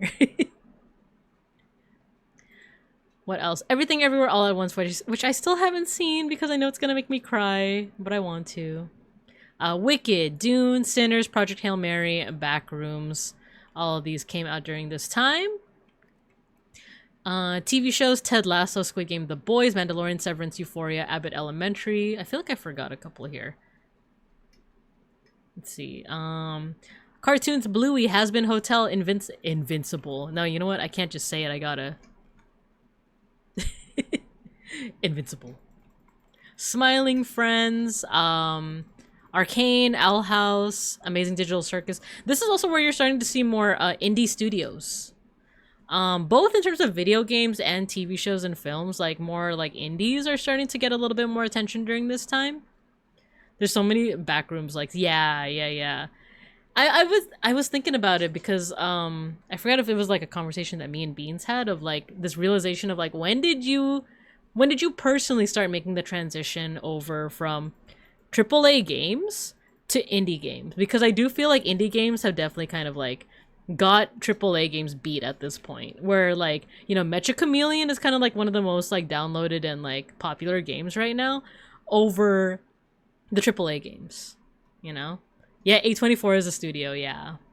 Indian indie started projects getting picked up and pushed. Yeah, exactly. So that was definitely... I feel like you got inklings of that in the 2010s, because I remember doing a lot of, what's it called, like, helping with like a lot of crowdfunding in the 2010s, but I feel like it was really taking off during the 2020s. Apple TV being a decent producer of sci-fi was wild, yeah.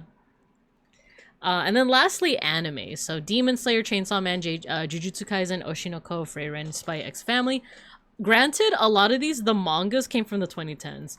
I feel like we're seeing this common trend of like, a lot of these are actually like from the 2010s, but like they're becoming a little bit more popular during the 2020s. Especially because of things like the pandemic, right? But yeah, that is popular culture and current events of the 2020s. So we're not done with it yet, but you know, we are like over halfway done with the decade. So there's still quite a bit to talk about and quite a bit to come, which is pretty cool. All right, let's go ahead and move on to art movements, which I'm actually pretty excited to talk about because everything on this side are actually my own pictures from a really cool exhibit that I went to. Couple months back, I want to say. But yeah, once you get into like, I want to say like the 2000s, no, actually like the 2010s to the 2020s, it does get a little bit harder to talk about big art movements. If we go ahead and go back all the way back to like the 1900s, there's these very like noticeable art movements like Cubism. Like you could look at a work and be like, that is Cubist, or that is Impressionist, or it's Fauvist, or it's Expressionist, right? And you can see this like all throughout up until you get into like the 70s, which is where that's kind of like the cutoff point of what's called contemporary art. I'm not too familiar with proper art from this decade, so I'm excited. Yeah, the thing with that though is like it's hard to, kind of like with like current events and trends, it's hard to look at kind of like, how do I say this, like contemporary artwork, because like it's easier to categorize things in hindsight, if that makes sense. I guess the progression of manga weaves getting to the point of their career where they can influence that. Yeah, Depressionist, Impressionist. But there is a lot of really cool art that's happening nowadays. So yeah, like once we get into the 1970s, so many art movements now are just nebulous internet nonsense. I wouldn't go as far to say nonsense. Some, yes, but like there are still like certain movements that you do see. So for example, like I want to argue that installation art is kind of like a big thing nowadays because of how immersive it is. But if we rewind back to say like the 2000s,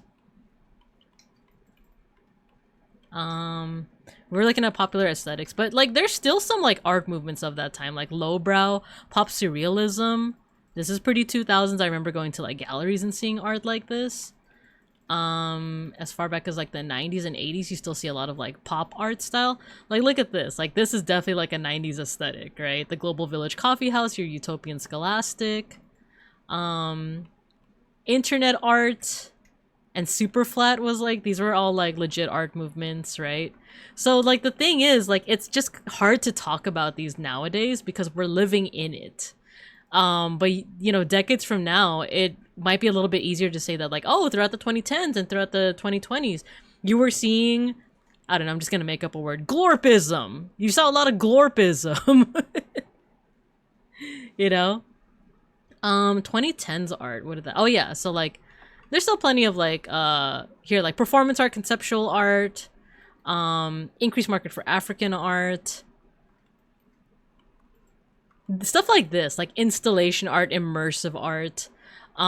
This is the kind of stuff that I really like, and like that's why I kind of cringe a little whenever people say that like art as a whole, like contemporary art as a whole is like, what is it, a money laundering scheme for the rich. Because yes, a lot of it is, but not all of it. Like there's still a lot of really great art out there that's being made nowadays. That's being made by people in your community right here and right now, right? Only contemporary style that I can think of is the very same modern international airport style of architecture for public buildings. Ah, so kind of like this, well, I don't know. The thing is, there's so many different kinds of like architectural styles that I've seen. Like, there's lots of like neo-brutalism, eco-brutalism. I'm not really that familiar with like architecture that much, but like mid-century modern and stuff like that. People trashing on modern art makes me so sad. Me too, Mr. Cool. Yes, I'm shaking your hand. I'm shaking your hand. Modern art and contemporary.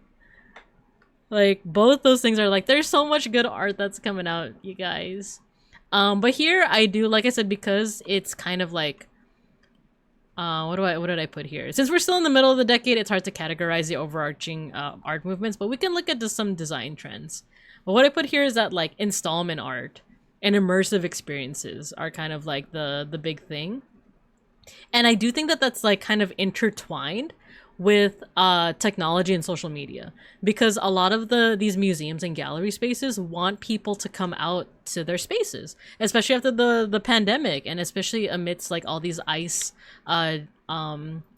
arrests and deportations and stuff. Like they're trying to get people to like come back out and like populate these spaces again. Idol, hello. Have you ever been to Meow Wolf? No, I have not, but that sounds familiar. Let me look it up really quick. Meow Wolf. Immersive art experience. Ooh. Oh, you know what? This kind of reminds me... I think we talked about it when we talked about the 2010s. Where is it? Where did I lose it? Here. I think Meow Wolf might be associated with some of these artists, from what I remember. But yeah, if it's all about like immersive art experiences, I'm super... Yeah, Megamart! Yes, I have heard of that. I haven't experienced it yet, but I want to. I know that there's like a... That's in like Vegas, right? You have no idea what's in store for you? I'm so excited. I'm so excited. I'm so excited. But yeah, so like, because a lot of these museums and gallery spaces are trying to kind of like get people to come out of their house and like check out their space. A lot of it is kind of like intertwined with this idea of like social media, advertising it on social media, but also like offering not just art to look at, but an experience that you can fully immerse yourself in. So I kind of put these images up as an example. So this is from a very specific exhibit at my local museum, LACMA, the LA County Museum of Art. So this is from a I'm forgetting the name of it. It's an exhibit that was there a couple months ago called "The Day Tomorrow Began" or something like that. And it's the main, I don't know if he's like a curator or like the main artist behind it. His name is Tavares Strahan. And like the whole thing is basically these like areas that you kind of just like walk through. So for example, like I think the artist is from Barbados or somewhere in the Caribbean. But a lot of his work involves things like Black culture. Yo, Matthew, hello. Hello. You summon the cats. Wait, let me see if you did summon the cats, because there's a little bit of a delay because my frames have been dropping a little bit. Let's see. Howdy schmowdy. We're talking about art of the 2020s, and these are pictures from an exhibit at LACMA this past couple of months, called "The Day Tomorrow Began." So this is kind of like a whole installation over here. Like you can walk through this. It's basically a barbershop, but the artist also integrates like different parts of like African culture and African American culture into it. So like this idea of like a barbershop being a place of like exchanging information. Yeah, I think a lot of people might just think of like a barbershop or places like that as like, oh yeah, that's the place where you get your hair cut. But for different communities, it could also mean like this is a place where you're literally exchanging information, where you guys are gossiping or like talking about current events, analyzing them. That this is where discourse happens. But I think we are easy to kind of dismiss like things like that as just like gossip, where it's like, no, like you could count that as kind of like analysis of current events, can't you? Right? So I think the exhibit kind of starts out like that, and then you go into like all these other rooms that show like this idea of like turning history on its head, or reimagining, or kind of like reanalyzing history through a different lens. And one of the rooms was really cool. It was like this room that was just full of these gigantic like statues, where like they're kind of like if you think of like a playing card where you have like the king, the queen, the jack, where they're kind of like there's like a face on top and a face on the bottom. Here, for example, I think this is Lady Gaga. This is a picture of I think this is a specific person, but she's wearing the crown of Queen Nefertiti from ancient Egypt. The chisme spot, exactly. And then on the bottom over here, she's dressed like as royalty, and she even has like this royal like regalia. She has like the orb with like the cross on it. She has the scepter. And this is a black woman and dressed up in like all these fancy like dressings. And below her is, I believe it's either Queen Victoria or Queen Elizabeth, I forget who, but it's a European queen. It's a British queen, you know? And she's kind of like surrounded with all these symbols of like fruit, things that you would like more so associate with like, maybe you might associate more with like, you know, Africa or like indigenous peoples, right? But instead she's kind of like wearing those clothes instead. It's like this like rethinking of like, who is the royalty here? Who do we consider royalty? When you switch roles, what happens, right? So it's not even just this statue. There's a whole bunch of other examples throughout the room that I didn't include the pictures here, but it's stuff like one of them was like I think it was like a Haitian revolutionary, and on the other side was like Napoleon, you know. I think another one was like Winston Churchill, and then the underside was like Biko from South Africa. This is sick, actually, right? This one was another cool one of like, it's like a field of, I don't know if they were like rice plants or grain or something like that. And like on all these corners are these like ceramic pieces featuring like famous people from like African history. I know the size is a part of it, but I would like a little resin cast of this, right? Like when I saw it like in person too, it was just like so awesome. Like it is like, I don't, it's so finely detailed, and it really is like a work of art, you know? Unfortunately I didn't get a good picture of it here, but like within each of these vessels is like a smaller face. So I think one of them was like, the inside was, I keep forgetting his first name, but his last name is Biko. He was like a revolutionary in South Africa. But the outside was like a Roman general. Wasn't there an artist that drew rappers like Renaissance monarchs? You might be thinking of why am I blanking on his name? Kehinde Wild? Abracadabra. I think I have his art somewhere here. Yeah, here. This guy, right? Kehinde Wild. He also did Obama's portrait. But yeah, he used like Renaissance art techniques to show, you know, people like either rappers or just like normal people. But kind of like shedding the light on them the same way that Renaissance art did the same for European people, right? What else? What else? This last room was awesome because this is basically just a reversal of the barbershop. So as you can see here, like overall, like the barbershop is like in black like color. Everything is a little bit darker. Here, this is the laundromat, and this is kind of the reverse. This is kind of like if the barbershop is where men would kind of exchange information, the laundromat is where women would exchange information. But this one is like more so like everything is white, right? And it was interesting because like, yeah, if you didn't like see this like hallway in the corner, you would think that maybe I put like a black and white filter on it, but no, like that's just what it looks like. They made it so that everything looks monochrome. And I think this is another cool thing. So let's see, before I go on to this image, you cannot really see it, but like over here there's like a little jar with what looks like water in it. But if you look really closely, you can't see it in this image, but if you look really closely, you'll see that there's actually a comb made out of glass. Like it's transparent, but like if you like look around it, you can kind of make out the shape. The same thing is happening in the laundromat room, but it's with like sports stuff. So if you look really closely at this like receptacle with water, you can make out this like transparent glass shape.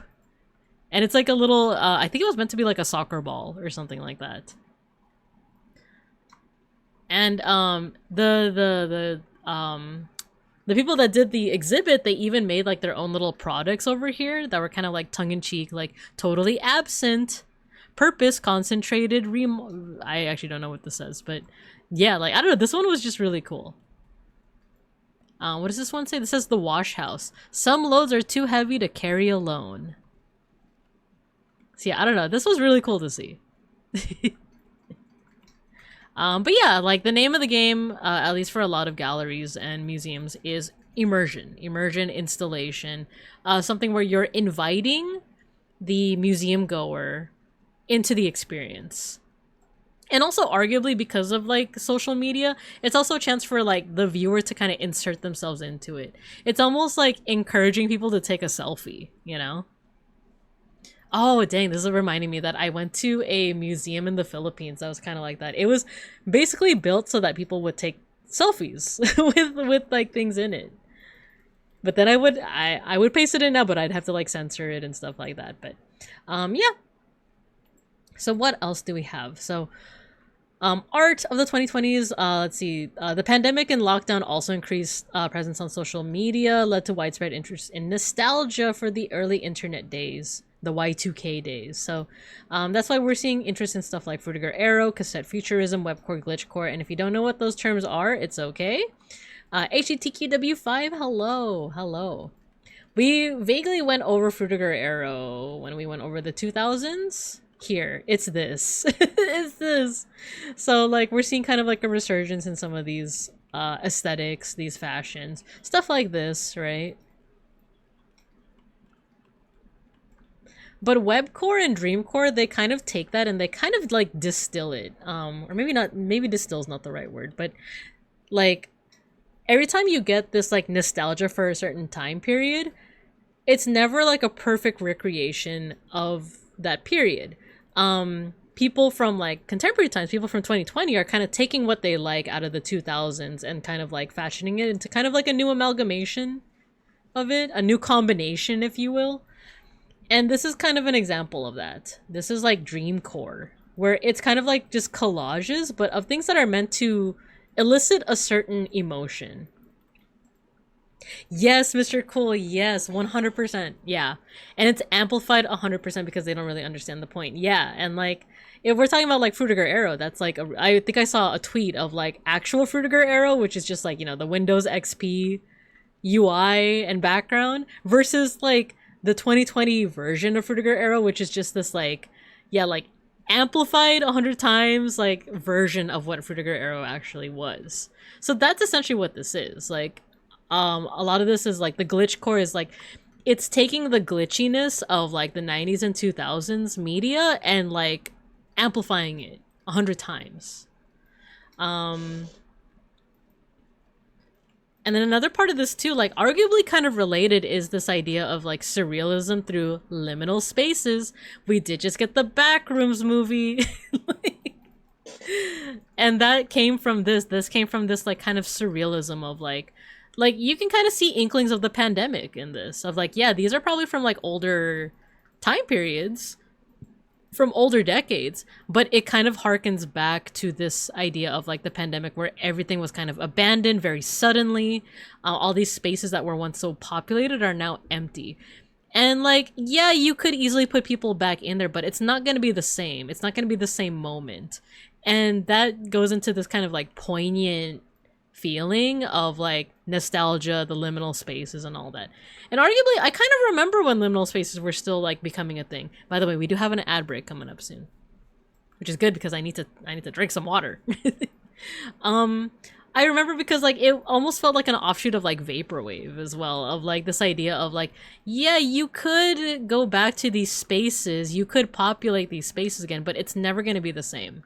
It's not going to be the same because you are no longer the person that you were before. You are not a 9-year-old anymore. Like, you could go to the Chuck E. Cheese that you went to when you were 9, but it's different, you know? It's different because you're not in that moment anymore.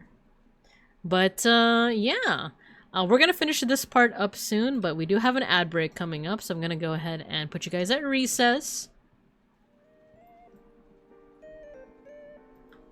And I'll see you guys in a couple of minutes. I want to chug some water and eat a little bit of my burrito. So I'll see you in a bit.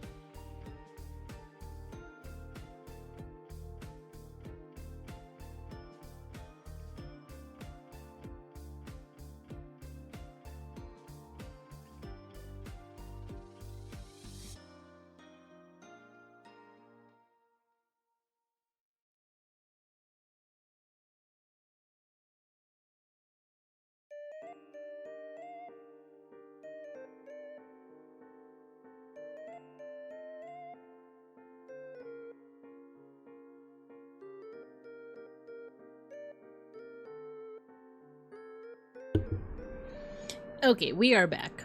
I got myself some bites of that burrito, and I also drank some water. Actually, give me a second.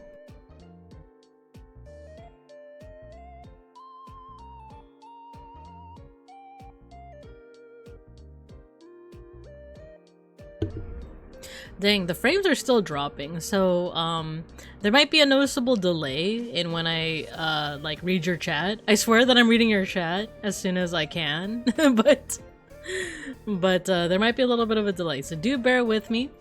We don't actually have too much left to go over. Once we finish art movements, we just talk about fashion and cars, and that's pretty much it. But thanks for bearing with me. 2020s is the decade of the LARP. Kinda, sorta. Like, it does kind of feel like, once again, because we're living in it, it does feel like the 2020s is just, like, based off so many other decades that came before. Even just looking at the fashion, like, the Wikipedia article was like, oh yeah, we have some influence from, like, the 1960s, but also the 70s, but also the 80s, but also the 90s, but also the 2000s, and it's like, what is original to the 20s then? What is original to the 2020s? And a part of me is like, is the 2020s like the new lost generation or something? Like, is there nothing that is our own anymore? Or is it because we're living through it, you know? That it feels so derivative.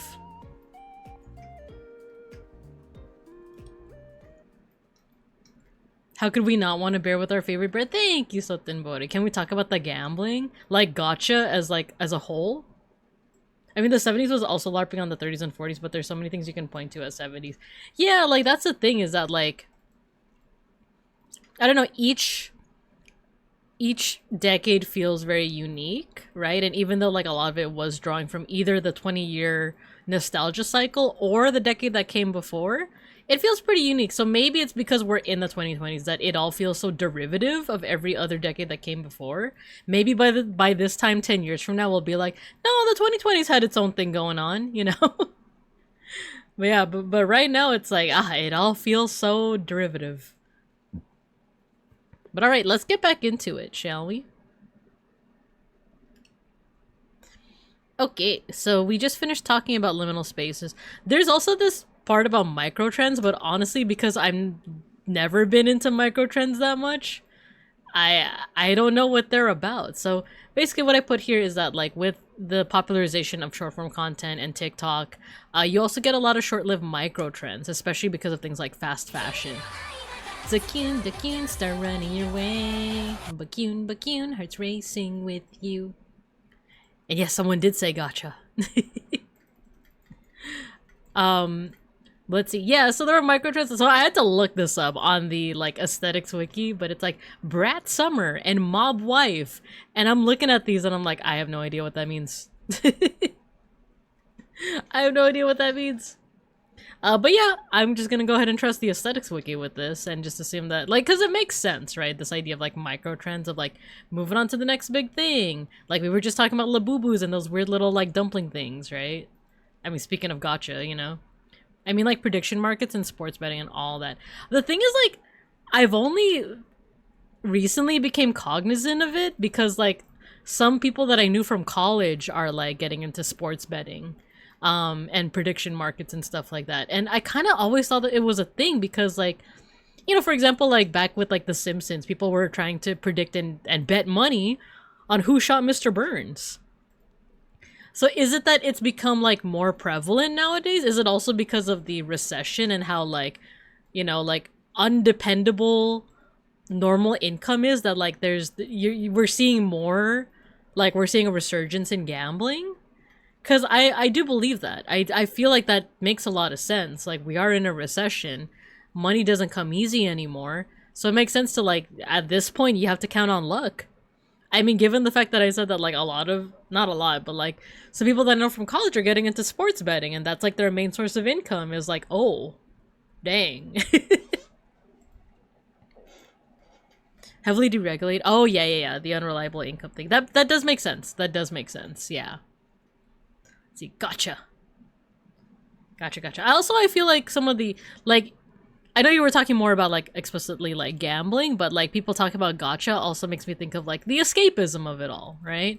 It's funny because I do remember seeing a tweet of, like, when like, things are in a recession, you are more likely to see more escapist fantasy things like movies, stories in general, anime.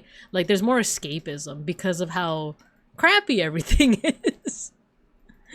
And actually that does go into like this next category over here. So like cottagecore, dream academia, goblin core, dream core.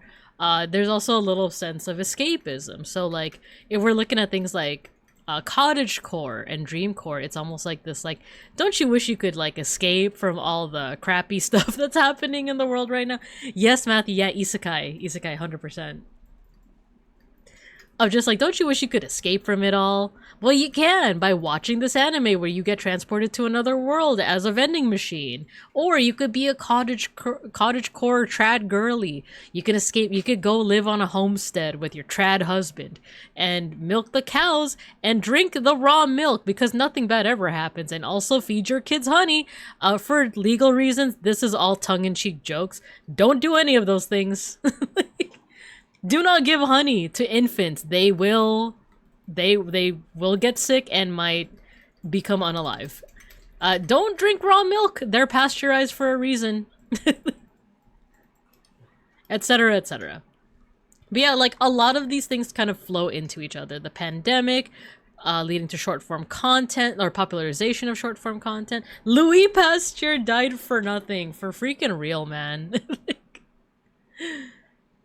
The recession influencing art, short form media influencing like art to the like even to like the point of like museums and stuff. The sports betting in Australia at least was why we got the social media ban, because the guy that lobbied the government owns AI forward marketing firm whose clients were betting agencies, and there was a whole thing about them making it guilt-free to advertise sports betting. That is wild. That is a wild. Man. We sure live in a time, and that's why escapism is really popular right now. But yeah, so that is art movements of the 2020s, at least from what we see so far. Once again, who knows? Maybe we are living in the peak of glorpism as an art movement, but we just don't know it yet. I'll call myself the first proponent of glorpism, by the way. Alright, let's talk about fashion. Because actually fashion is also influenced by a lot of the things that are going on during this time as well. Yeah, if we're talking about like derivative, definitely the fashion. Definitely we're seeing it a lot in the fashion. So, copied from Wikipedia, fashions of this decade are defined by shorter social media trends and nostalgia for older aesthetics. So this is where we're seeing a lot of like, oh yeah, there's like 1960s and 70s and 80s and 90s and 2000s nostalgia, and you see it in the fashion. Oh no, the drop frames. Escapism also feels like a renaissance of looking back at previous periods and vibes. Yeah, totally. 100%.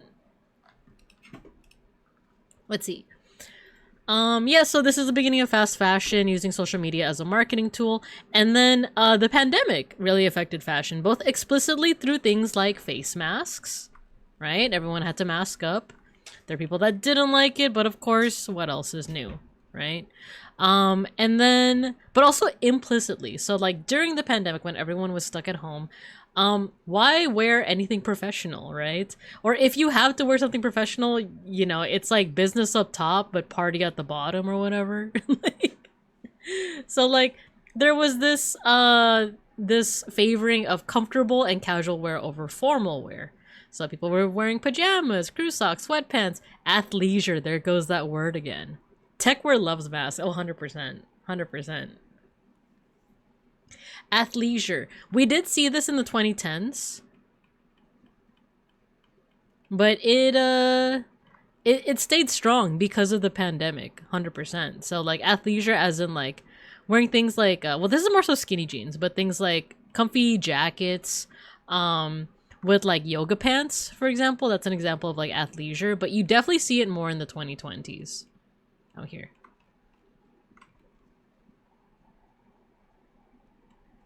So things like tracksuits. I'm gonna be honest with you guys. Yoga pants are actually like 90% of my wardrobe, at least during like the fall and winter and like early spring. Like I wear a lot of yoga pants. They're just comfy, you know. I'm definitely a proponent of athleisure. Definitely. Let's see. So pajamas, crew socks, sweatpants, and athleisure wear. So once the pandemic was over, though, we got a little too used to it. So a lot of people, especially like when you look at students like in high school, or not even high school, just students period, a lot of them are still holding on to wearing pajamas to school. Will the explosive diarrhea parasite epidemic make bidets more fashionable?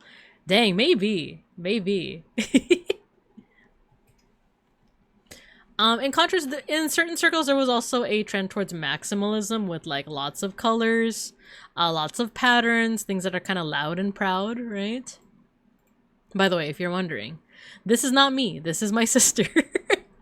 My sister and her boyfriend. So I kind of chose them because like I wasn't seeing enough pictures with like the flared out pants. And I was like, you know what? My sister wears a lot of those flared out pants. So I decided to include her in there, you know. Bidets here got a boost from pandemic toilet paper shortage. Oh, damn! I wish that was the case here. I wish that was the case here in Los Pincos.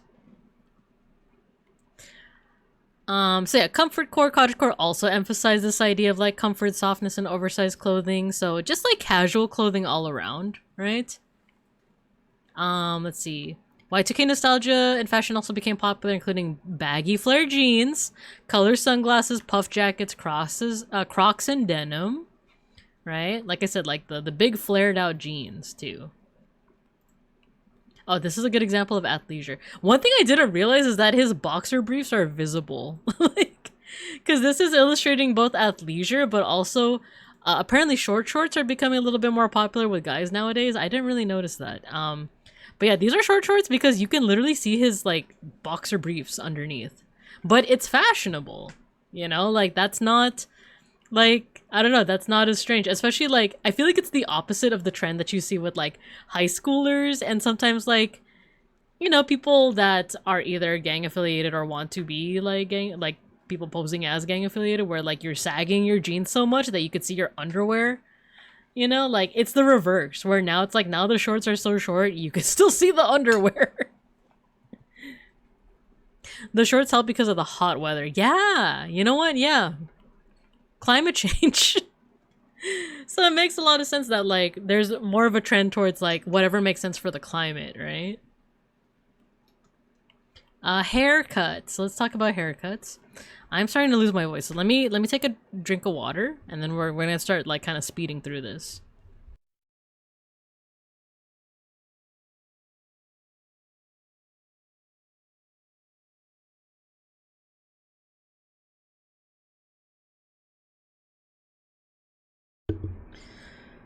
I hate that people flashing their butt crack when they have their pencil. Yeah, it's definitely something that like I've just been seeing it since like the 90s.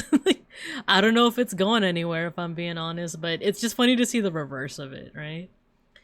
Alright, so yeah, popular haircuts. So for women, you see a lot of like shaggy hair, the wolf cut, curtain bangs, bobs, and pixie cuts. Not for everyone, of course, but just for like, you do see it in a lot of different fashions.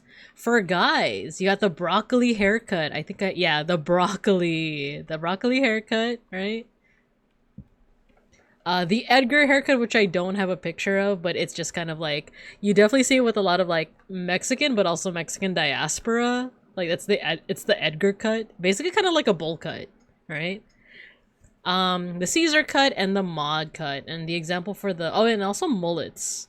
I feel like mullets were kind of making a comeback in the 2010s anyway. Trying to see if let's see, where is the? I thought I had. Oh, here. You got the mod cut. You got your 60s like long hair, right? In terms of fashion for men, so crew neck shirts, tracksuits, windbreakers, digital smartwatches were becoming more popular, as well as the short shorts like I mentioned before, and then this idea of grandpa core, right? You have your little bit more like fashions that you would see like a little bit more in the 20th century, so like your more colorful knitted wares, right? This kind of also intersects with like this idea of like dark academia or dark academia. There we go. Where it's like a little bit more of like a refined yet still kind of comfy look to it. Stuff like this as well. The college college cottagecore thing, also kind of like going into the whole like escapism of like yeah, cottagecore, goblincore, all that kind of stuff. Let's see. Youth fashion goes into like e-boy, e-girl, e-kid fashion. I just associate with kind of like almost scene emo things with like these like striped long sleeves over here. This kind of like DIY punk aesthetic as well. So yeah, goth emo scene, pop punk, hip hop, as well as soft grunge and dark academia. And then lastly, the thing that I included here is, especially in like more upper class and especially like more right leaning communities, cosmetic surgery started to become a little bit more not just like prevalent but noticeable. Like you almost had to, I've seen a whole bunch of different like video essays on this idea of Mar-a-Lago face, of like a lot of people that are kind of like within proximity to Trump, for example, are getting this like very specific look of like, not the lip fills exactly, Grandpa Core Alexa played Thrift Store by Macklemore, oh my gosh. But yeah, like they're getting this very specific look. Not necessarily, like, I think they do think that it looks good, but it's also because they're in their whole inner circle thinks it looks good, right? Yeah, like the lip fillers, the like fox eyes, the like cheek fillers, the kind that like for like other people it's almost like, why would you think that looks good? But for them it's like, oh, everyone in my circle looks like this, why wouldn't it look good, right? Yeah. For full transparency, I'm part of the camp that does not think that looks good, but you know, what do I know? What does my poor butt know about any of that? Am I right? But yeah, that is fashion. It is kind of like an amalgamation of a whole bunch of different past decades.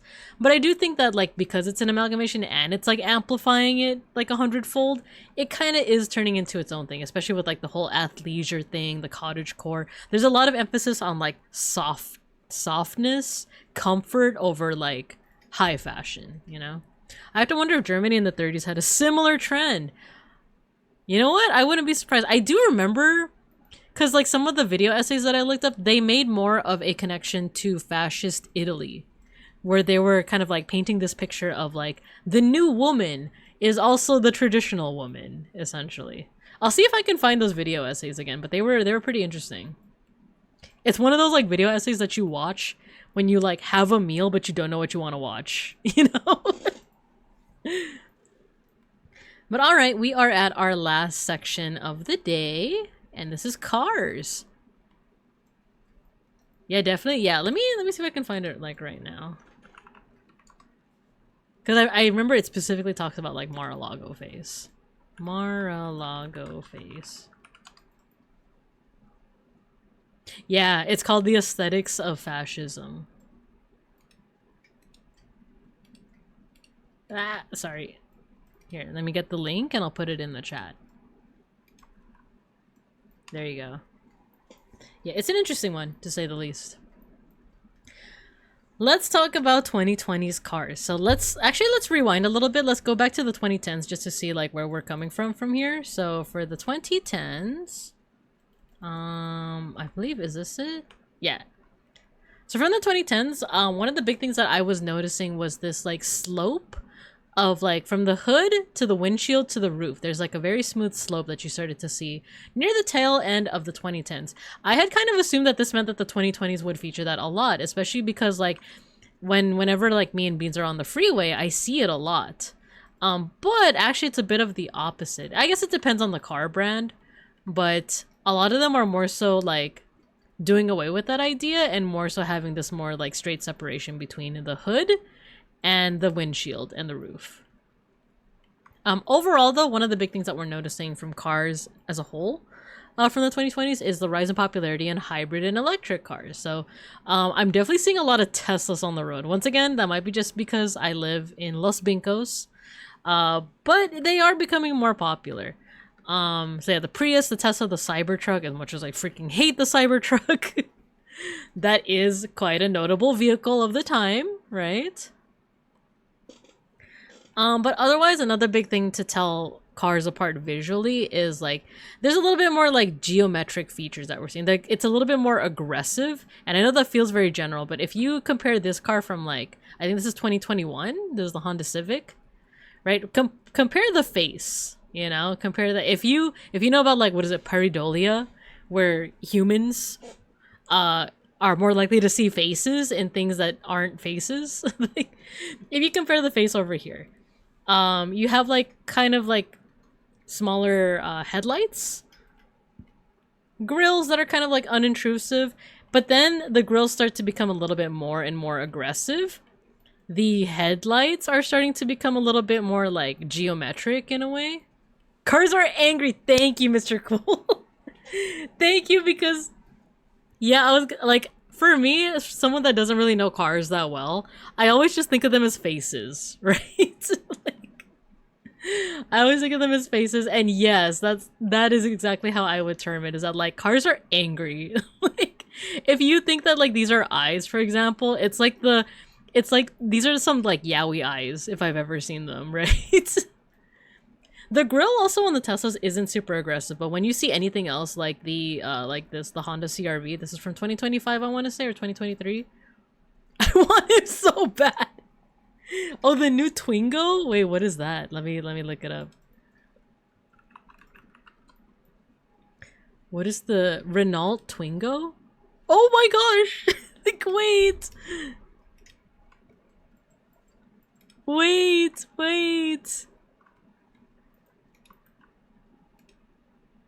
Paste? Oh my gosh, look! He's so happy. He's so happy. Wait, that's so cute. Dude, yeah, compare this to like my new favorite car, which Beans told me about. No, compare like these angry faces. Like this one looks mad. This looks mad. Compare that to, I think I have it in like either the 80s or the 90s, but the Miata. Like, Bean showed it to me one time, and I was like, oh my gosh, it's so happy. Here! Look! Look at it! Look! Look! You may enjoy Microlino? Microlino? Microlino. What is that? Oh my gosh, yes! Like, these look so goofy! Oh my gosh. I love you, Miata! Citroen, Ami, Honda E. I love... The Miata's just so whimsical. This is the Microlino. Oh my gosh, look at it. It's like something out of like a Pixar film. This is like what Wally would drive to work, you know? It's cute. It's cute. Right? Compare that to kind of how aggressive like the rest of these cars, like especially this. What is this one again? I think this is the, yeah, this is a Toyota RAV4. I think this one is. It feels so aggressive. It feels a little too cyberpunk, right? I can see people liking this. I can see people liking this, definitely. I think this like grille design is pretty unique. It's so aggressive though. And then if we're talking about aggression, look at the Cybertruck, right? It's a BMW Isetta. Can I paste the image link in the chat? Unfortunately, no, because no links allowed. It will just show you like a censored thing. Chinese cars are the future, to be honest. Interesting. Let's see. You can either DM it to me or to Matthew here on Twitch, or you could DM, or you could put it. I don't know if you're in my Discord. If not, it's okay. No pressure to be on the Discord, but you can also post it there. Yeah, it's like an automatic thing that like there's no links allowed, but thanks for asking beforehand. But yeah, overall, like, you don't see that slope as much. I think certain cars might still have it, that slope from like the hood to the windshield to the roof.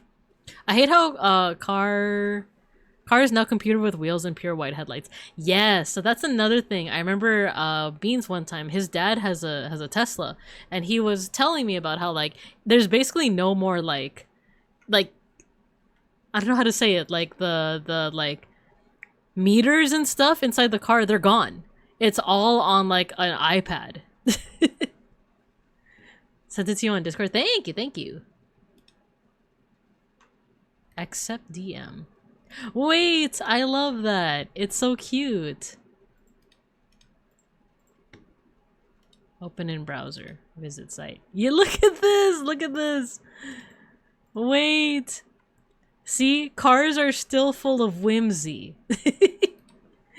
The cars are still full of whimsy. We'll join also. Thank you. Thank you. The world needs poop boxes. There we go. Add it to the collage. I love that.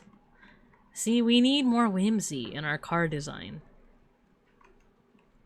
But yeah, so those are just a couple of things. Once again, this is kind of like a broad stroke that I'm painting over here.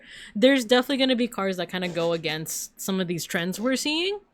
But yeah, that's the most that I can say, especially as someone who is not a car person.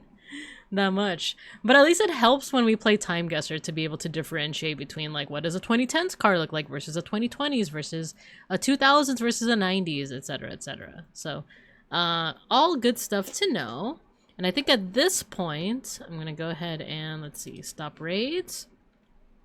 We have one more thing that we're gonna be doing, and that is we're going to be taking everything that we learned from our decade study. And once again, this is our last one. This is our last one. Unless we want to dive into the 1890s. Just for funsies, you know? But yeah, let's see if we could take everything that we've learned from all of our decade studies. Since January, by the way. We started this series all the way back in January, and now we're finally finishing up. I think we could take everything and be good at Time Guesser. Who knows? Maybe this was all for naught. And mayhaps I've forgotten everything that I've already learned about the 1920s onward. So let's just see. Let's just see. Alright. Time Guesser, go. If you guys want to try it out with me, I'm going to go ahead and put the link in the chat as well. And then I think after this, we're probably going to call it. Because I do want to get some more water and some more food. But let's do this. Daily. Whoa. Whoa, what the heck? Is this even a photo? This has to be like 1900s, like on the dot. And isn't this the Triangle Building in New York? I know this is the Triangle Building, but is it New York that it's in? Let's put it all the way at 1900. Because look, it looks like these are like carriages, aren't they? Wait, I don't see any horses. Gabriella. I can't see horses, but I don't know. I feel like this would have horses. Yes, question mark? That's how I feel, where I'm like, it's New York, right? The top hats are a giveaway, right? Right? Gabriella hands up, Gabriella la la. I actually don't know where the Triangle Building is, so I'm just gonna put it vaguely in Manhattan. Times Square before the billboards. Make a guess? 1904, the Flatiron photograph by Edward Steichen on the iconic Manhattan building, created using a blue-green pigment gum bichromate over platinum printing process that allowed the photographer to hand control its soft tones. A print of the photograph sold for $11 million in 2022, making it the second most expensive photograph ever sold to date. What's the first? You can't just say second most and not tell me what the first is. I'm curious. But we did get it. It is the Flatiron building. So cool, cool, cool. All right. So, and we got that within the decade. So that's good. That looks like the Argentine flag, doesn't it? Right? The Argentinian flag. Maybe this is Argentina.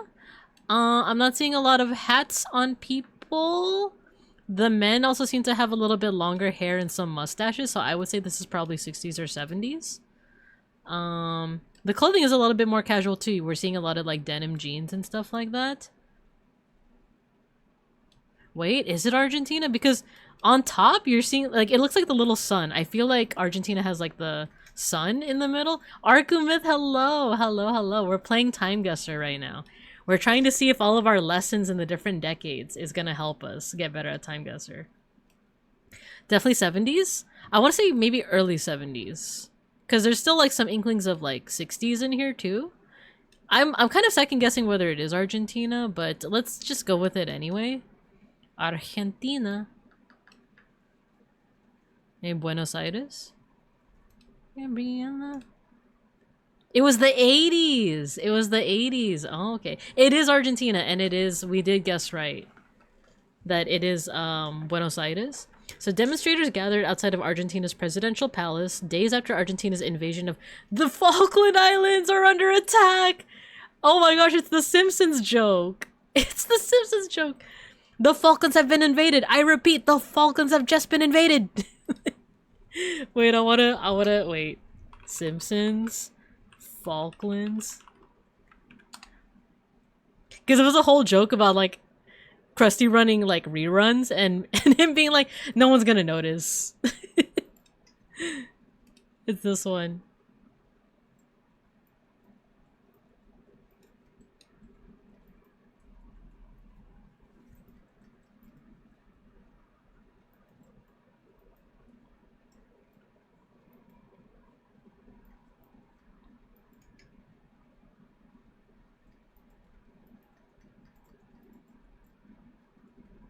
The Falklands have just been invaded.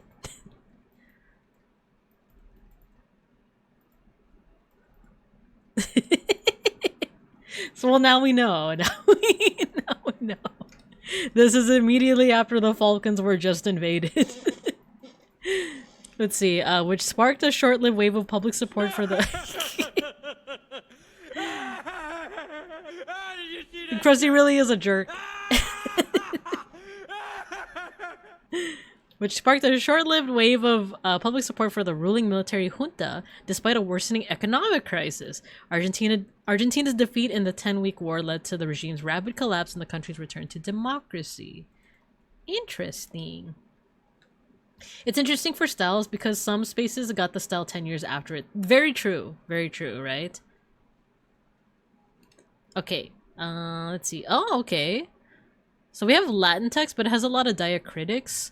Which this kind of looks like it's a Romance language, but because of like, it doesn't look like French or Spanish or Italian, I want to say Romanian, right? Casagiarto es Javito, or Javito, right? Like this kind of, I'm thinking maybe this is Romanian? There's some flags in the background, but I can't quite parse them out. Plus I also don't remember what the Romanian flag looks like. Is that Daniel Craig? You know what? I see it. Just like it was yesterday when it looks down at notes. Venezuela got attacked. Oh my gosh. People will never notice the reruns. Can you imagine like one day I go live on stream, but like you have a sneaking suspicion that it's just like a recording of a past stream? And it's like something like very noticeably like old. It's like, guys, Venezuela was just attacked.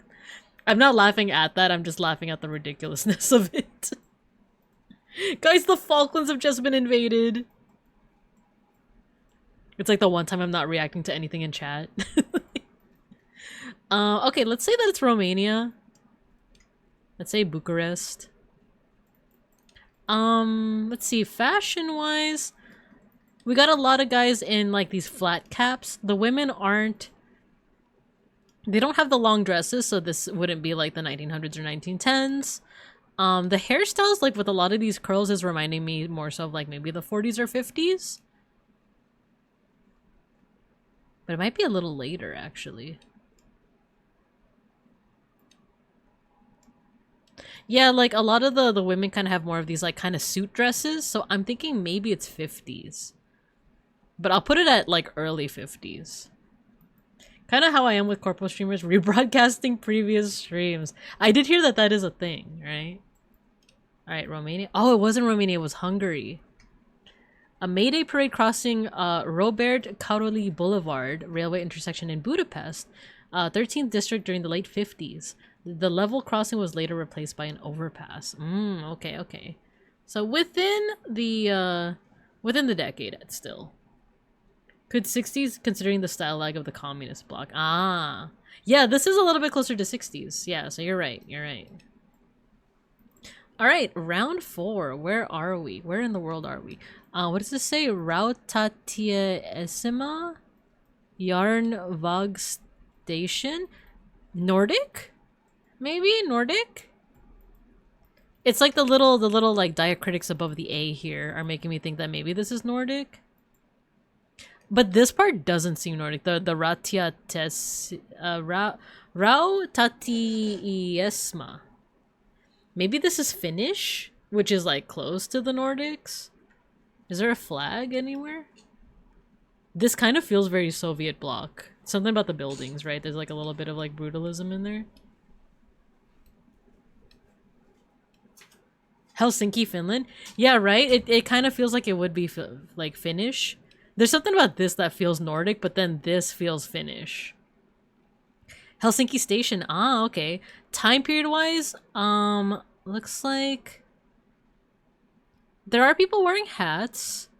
This person looks because I'm gonna say like this looks like a young man, but with longer hair, which would make it seem like it was maybe 60s or 70s, but like I'm not entirely sure. It feels like it would be earlier. If we look at the cars, they don't look like anything from the 30s or 40s. They look like they might be more so 50s.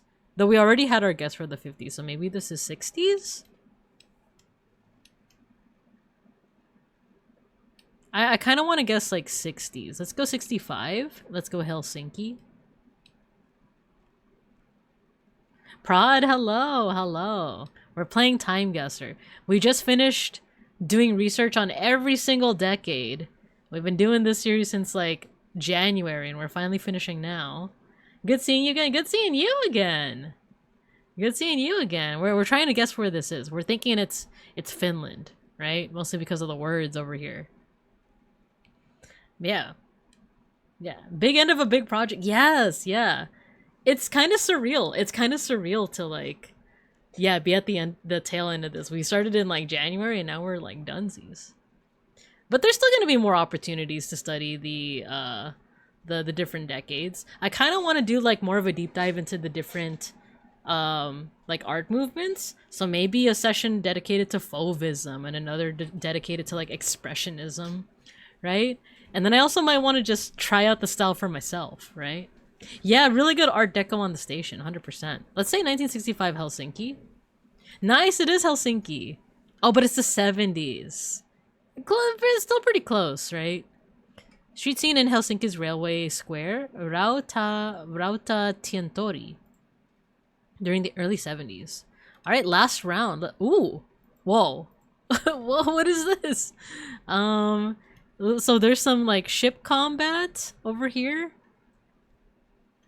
This is very interesting. I don't know anything. So this is interesting because like I don't know too much about like military history other than like the big wars, right? So like I feel like someone that was a little bit more well versed in that kind of stuff would be able to be like, oh yeah, this is like the uniform of like the 60s, like specifically. Well, Mr. Cool is saying British helmets, right? Year by year would be interesting, right? Okay, so if we're saying this is British helmets, and then there's like a big, what is this, like a battleship? Do you think this is during the war? Do you think this is during like World War II? The Falklands have been invaded! Do you think this is the Falkland invasion? The Falklands have just been invaded. That would be wild. That would be wild because for those that weren't here earlier, an earlier round referenced the Falklands being invaded by the British. Our movements are so fun. It has to be my favorite college class I've taken. And I was in uni for 8 years. Yo. No, I feel that. I wasn't in it for... Wait, actually... 6 years? Wait, how long was I in college again? I was in community college for 4 years. And then spent 6 years. Yeah, so I was in college for 6. But I did know my fair share of super seniors as well. So, like, I feel that. I feel that. Could be off the coast of Africa or something. It could be. If it's British, a part of me is like, could this be the big war? No, this looks like it might be like more of a war game than the actual. Because if this was during the war, or during like World War II, then you'd be seeing like, you'd be seeing Nazi soldiers up here, right?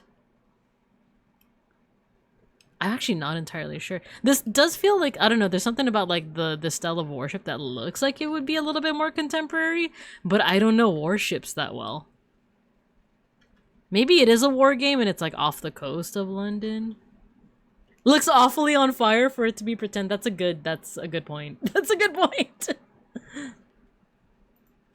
But yeah, going back to like the idea of like doing streams just based off of like different art movements, I would love to do that. That would be my favorite, and I want to like try them out too. I want to try making a Fauvist artwork. Should we take a gamble with the Falklands? Can you imagine?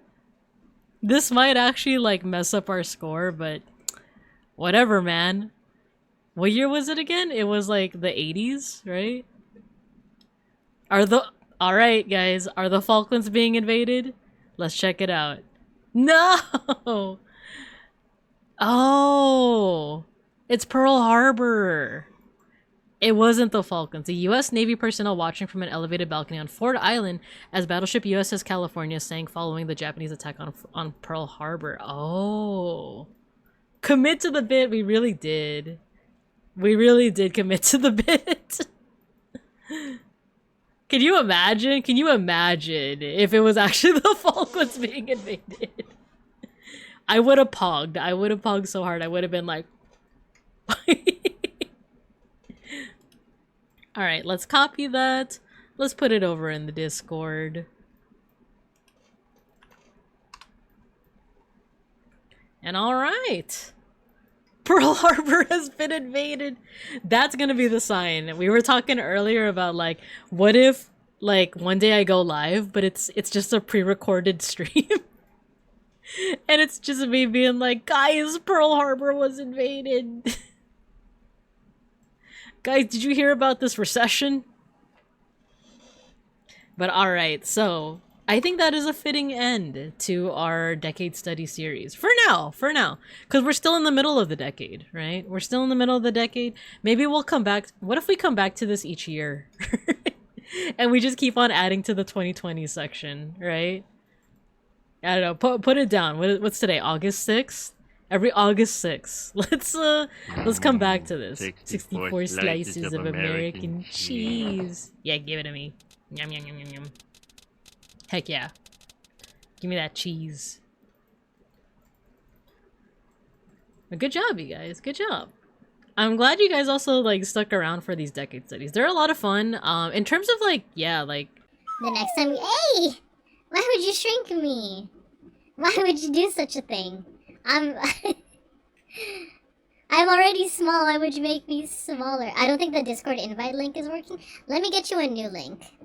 That might be because it reached its limit. I do set a limit for how many joins just because I'm always paranoid about, like, you know, bot raids and stuff like that. So, let me get you a new link. Use the copy button. Copy? Oh, there you go. Thank you, Matthew. Thank you. Yeah, I'll also generate a new link for the chat command as well. I just need to put a reminder to myself. New Discord link. But alright, guys, that's pretty much the end of this. No, wait, I was gonna talk about possible, like, other style studies that we could do.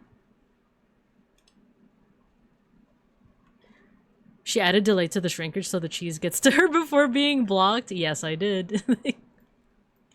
Thank you. There's also the one in your bio. Yeah, I need to adjust that one too. But yeah, so some styles I might want to look into. Like I said, Fauvism is a really cool one because I love color. And the idea of experimenting with color would be really cool. Let's see, 1910s. See, surrealism might be a bit much. Bauhaus might be one to experiment with, especially the art of Kandinsky. I do like Kandinsky's art a lot. It's just very, like, musical in a way. I kind of want to try abstract expressionism. I know it gets a lot of hate, but I kind of want to try it either on MS Paint or on KidPix.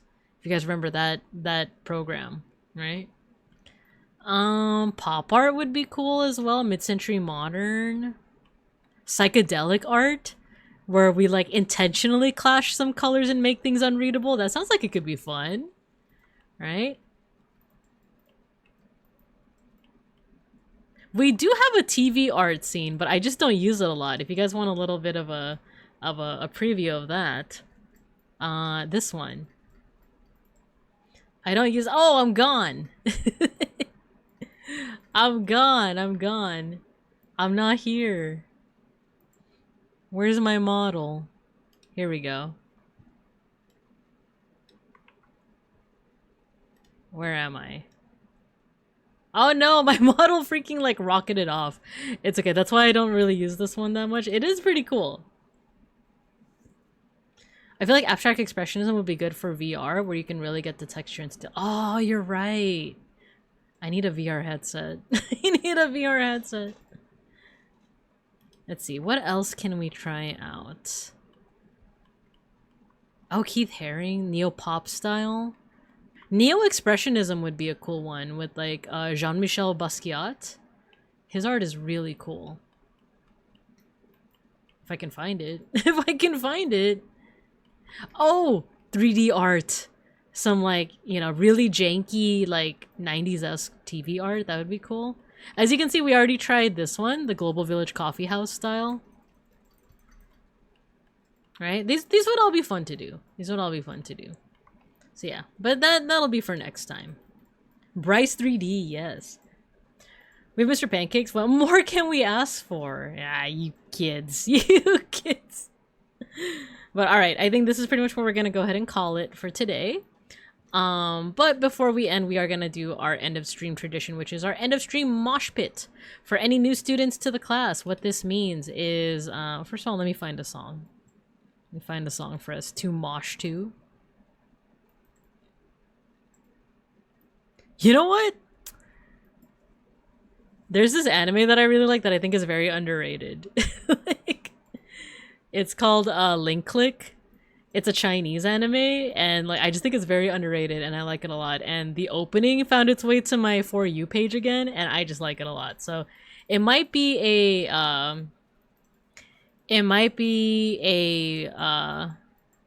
short mosh pit, but it'll be a mosh. But yeah, for those that aren't familiar with our mosh pit, all you gotta do is once you hear the music playing, let me go ahead and pause the Spotify. Go ahead and spam your favorite emotes in the chat, and I'm gonna make your little stream avatars on the floor there fight each other. There's no correlation between how many emotes you spam and who wins the mosh pit. It's RNG, and it's not rigged. So once you hear the music, get to moshing. You might only have time for one round, so make it count.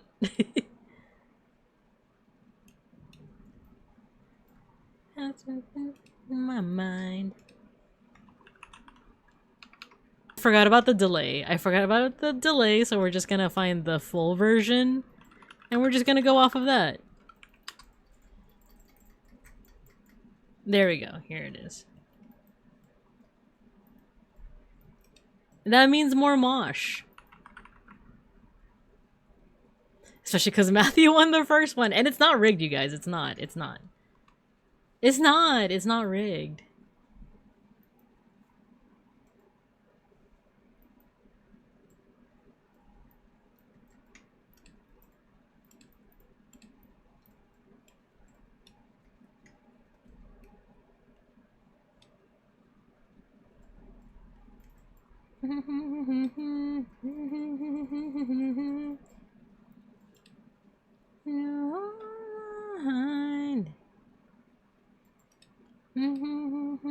Make it back in time. Dive back in time.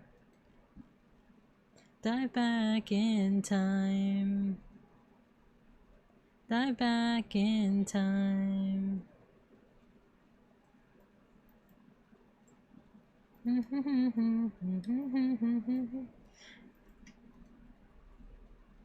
Yo, we got Nendoka! You won the mosh pit! And you proved that it's not rigged. And look, we have enough time for one more round. It's not rigged. I keep telling you guys that.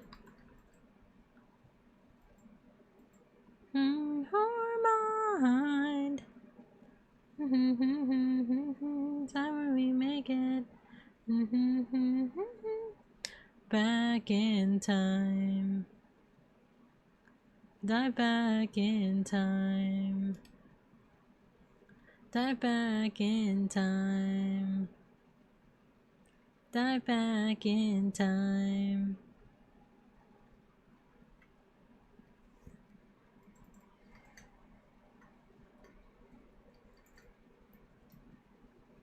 Cause I'm about to lose my mind.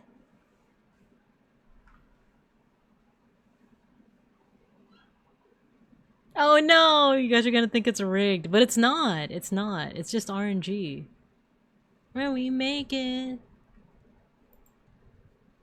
back in time. Dive back in time. Dive back in time.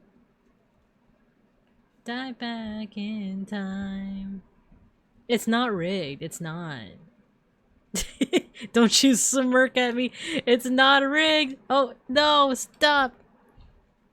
Wow. Blast from the past, right? Alright, let me drive you guys home. No stream tomorrow, by the way. It's me and Beans' anniversary. We're gonna be spending some time together. But I will be streaming Saturday morning. We're just gonna be doing some digital doodles. I'm just gonna be drawing. Nothing really special. It's not an anatomy study. I just want to draw. And that's it. Peace and love and enjoy your anniversary. Thank you. Thank you. Yeah, I think we're gonna go ahead and raid into Big Nose Bug. I had the pleasure of meeting them during Offkai and it was such a lovely moment. They're just so cool. They're just so sweet. So we're gonna go ahead and raid into them. Thanks for the stream. Thank you guys for tuning in. Happy bear anniversary. Thank you guys. Thank you. I'll see you guys Saturday morning, alright? I hope I don't pass out like I did this week. No! Oh no, don't pass out. Alright, let's go ahead and raid. Alright, there's your raid message. I'll see you guys in a little bit. Yay, meeting people, right? So much fun. Alright, I hope you guys have a good morning, afternoon, and evening, and as always, I'll see you guys when I see you guys. Bye-bye! We raid.